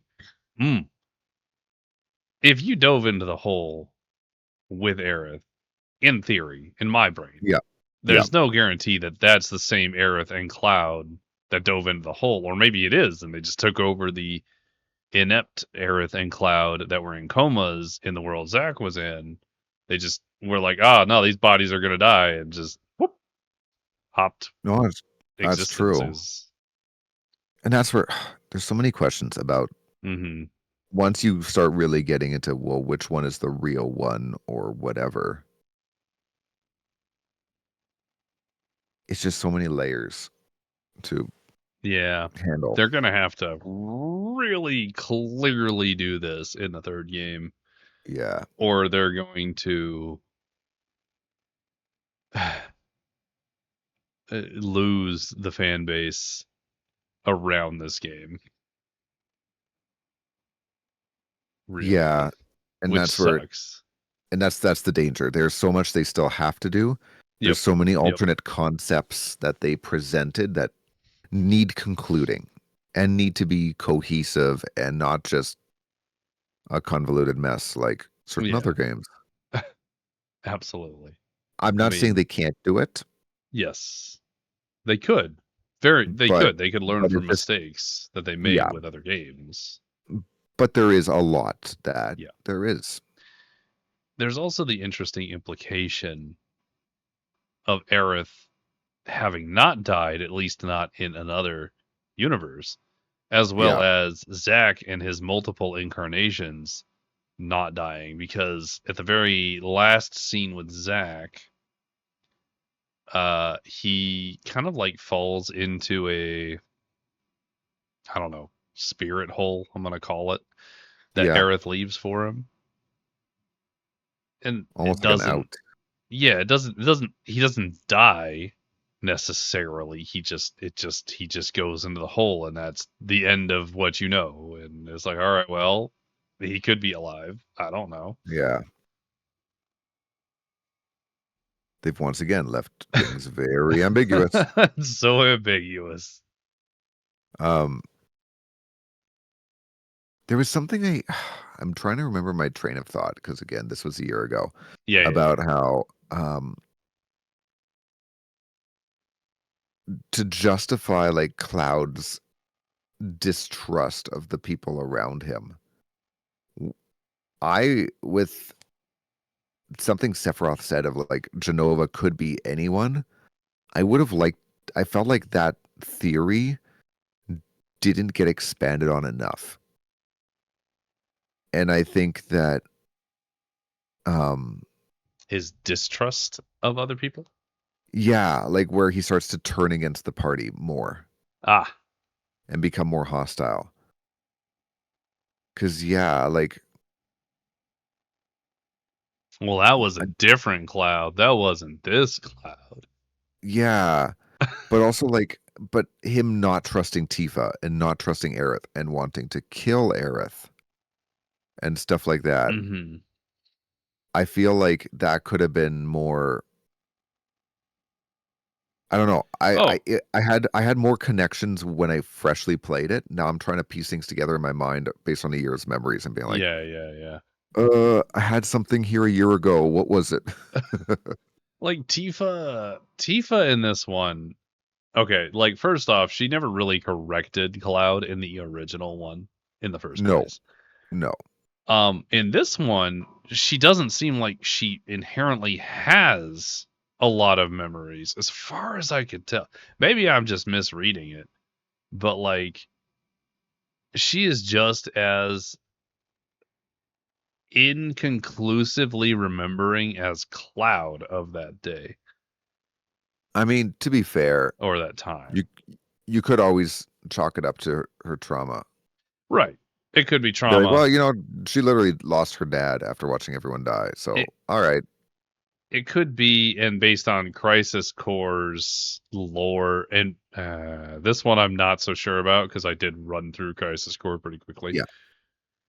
I'm not sure if they like cloned people or if they just had new people move into the town after it was burned down. Yeah. I never fully understood how they in the original I never understood. Hmm. As an older person, the way I sort of understood it was um Shinra basically moved a bunch of people in and covered it all up for their sake. Yeah, that's kind of my takeaway from it, right? Like Yeah. that's always like that's how I interpret it as older. Whereas I'm like, why does no one remember the town burning down? Why does no one talk about that? Because no one lived through it. They just put a whole Yeah, bunch of new people in it, right? yeah, and like they probably had some elaborate move-in incentive Right. and like did everything because they're money hungry people who want to make a problem go away. So like in the original game, when you go and talk to people, they're like, "It burned down. What do you mean? Don't say such things." Yeah, don't talk Because about things like that. right. And that sounds to me like they've lived there their whole life and it never burned down. You're crazy. Yeah, But in Rebirth, it's like a rehabilitation town for cloaks. yeah, yeah. They kind of like, oh no, this is where people come who have Mako poisoning and issues. Yeah, yeah, yeah. Also, I can't be the only person who said Mako and not Mako, right? Like, it's not just me. As a kid, I think I was Mako. Cool. As an adult, I've switched over to Mako. I've also switched to Mako. I kind of hate it, but I get it. Yeah, I think I said Mako as a kid. But yeah, like I don't know. There's a lot. And I'm super interested in the next iteration, which when's the release date for that? Let's take a look, huh? Not soon enough. No, it won't be. Like God, we're probably looking what Oh. 2027? What? Oh, wait, that's a Reddit. I don't trust Reddit. Not for this. No, I'm gonna guess 2027.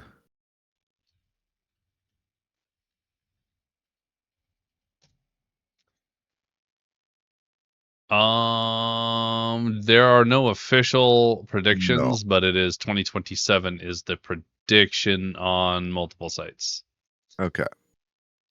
But there's no official release. I mean, remake came out April of 2020. Rebirth first came out February of 2024. So there's about a So 20, four-ish yeah, year let's say gap. approximately 4 years between. Oh, hey, wait, where's the video? Oh, Hang on. I went too far, but take a look at the stream. I can't really back it up particularly well, okay. but there was a pug on that ship. Oh, I don't know if you saw it. no, I actually I didn't see it this time, but I looked up 637. I looked up the stamp things Okay. and Oh, okay. yeah, seeing like various stamps. So I did see that there was the pug stamp, there was like a scruffy stamp, there's Yeah. the beagle stamp that we Because saw a lot this is the one in where the I was looking remake. at it and I'm looking at the scene and I'm like, why does Stamp look funny? Like they're Oh, so belligerent about how it looks, about yeah. putting it everywhere. And I'm like, Or did Stamp have friends who were other dogs? no, it's just Stamp. Okay. These are different variations of Stamp, and I think that's Yeah. the point. So anyway, alternate Anyway. world theories and all that. That's the end of my all of my bullet points. We have hit every single one, Yeah. and I feel like we got pretty in depth, honestly. Honestly, yeah. All in all, I enjoy it. I've grown to the fact that they're different because it offers a unique experience that doesn't detract from the original. And I think that's important. Yes, it's not a 1-to-1, which makes it have a little bit more uniqueness to the playing. It plays as a not supplementary, but like alternate Yeah. It's interpretation. it's its own thing. And if nothing else, it's nice to explore the world. Right. So I feel like that was pretty productive. How long have we been doing this? 3.5 hours now. 3.5 hours. Yeah. We had a It lot to is almost say. bedtime. Yeah. Yeah, same. I was looking at it. I was looking at the time, and I was like, man, I should probably start wrapping this up pretty soon. Yeah, so no, that works out well. But Uh, man, let's conclude. We'll conclude on just a really simple, positive note. yep, What was yep. your favorite location in Rebirth or Remake? Oh, I mean, Remake is I mainly just Midgar, yeah, remake is all Midgar. but what's your favorite? Just one spot. Hmm.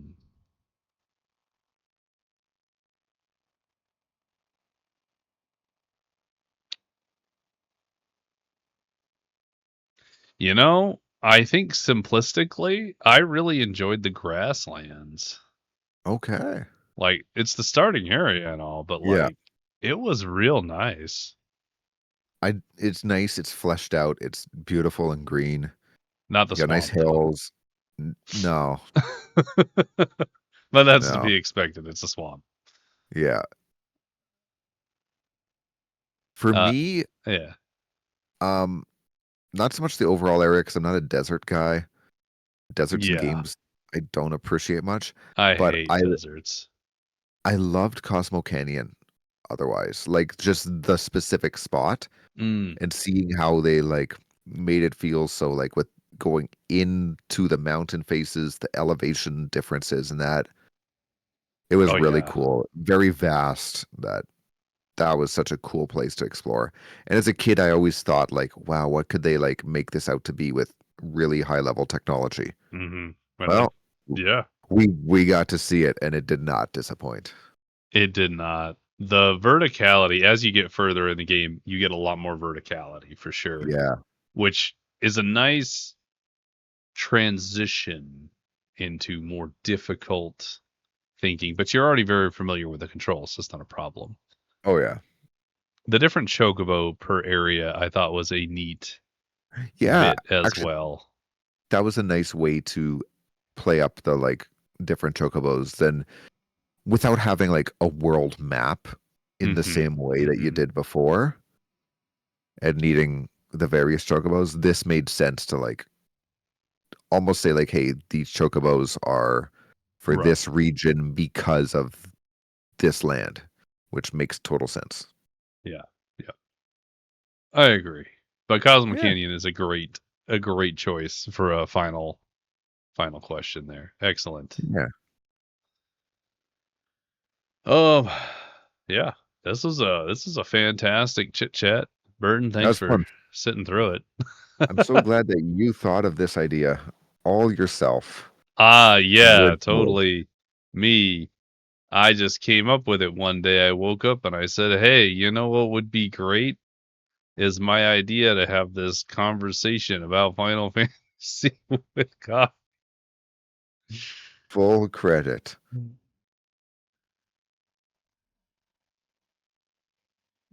Love that y'all could just ooze for 3.5 Uh, hours. Thank you, Anna. Really did though. It was a great time. I think we could ooze longer, but like, Oh my. oh my. But yeah, time is a thing, unfortunately. Yeah, it is late and I'm coming off work, so I'm like tired. It's time for a shower in bed. Yeah, yeah, Yeah, yeah. Boo time. I know. How dare time? However, I wanna do this. I'm gonna do the shout out for the coffee boss. I mean, everybody Aw, here, I think at this point follows the coffee boss. But you know, if you don't, pretty go sure follow most the people coffee do. boss Aw, thank you. When are you going to be live next? What? tomorrow morning. All right. What time? Well, actually, we're on the same time for it. So 11. We're Exactly. gonna be Okay. doing a Valkyrie one shot, Oh, Valkyrie hell Magical yeah. Girl one shot. Hell yeah. It's gonna be a great time. And then I'm working on the other one, which will include yourself and Burton. I Yes. believe Oni's in there as well as some other people I'm currently talking with as possibilities. And Cool, that'll cool, be cool. probably the next big one. So I'm very excited for that too. Looking forward to that. In any case, I appreciate you sitting here and chatting with me for 3.5 hours about Yeah. Final Fantasy. I appreciate you hosting. I appreciate you putting everything together. getting the backdrop, getting the music going, all that good stuff. Just setting up some real good quality vibes. Yeah, all about the vibes. I don't have. I don't think I have a raid here, Oh, but that's okay because I yeah. would like to go and use the restroom and not be I, held prisoner by. I know. I was like, oh yeah, I hadn't even thought about raiding out. So I'm like, I'm definitely like So we're just on gonna board with just end. saying, hey everyone, go say hi to your favorite streamers Yeah, yeah, and and go get some rest to do that self-care stuff too. yeah, self care and all Sometimes it's that. good to just end stream. Today is an end stream day for sure. Yeah, Yeah, yeah, for sure. But thank you everybody for being here. Thank you all for spending your Friday evening listening to two avid Final Fantasy fans duke it out. And we hope to see you next time on the next podcast. Whenever that'll happen, I don't know. But it'll be yeah, Burton's idea. of course. Classic. Classic. Until next time, have a good weekend, everyone. Yeah. Have a good weekend, everybody. Stay bold and caffeinated. Hell yeah.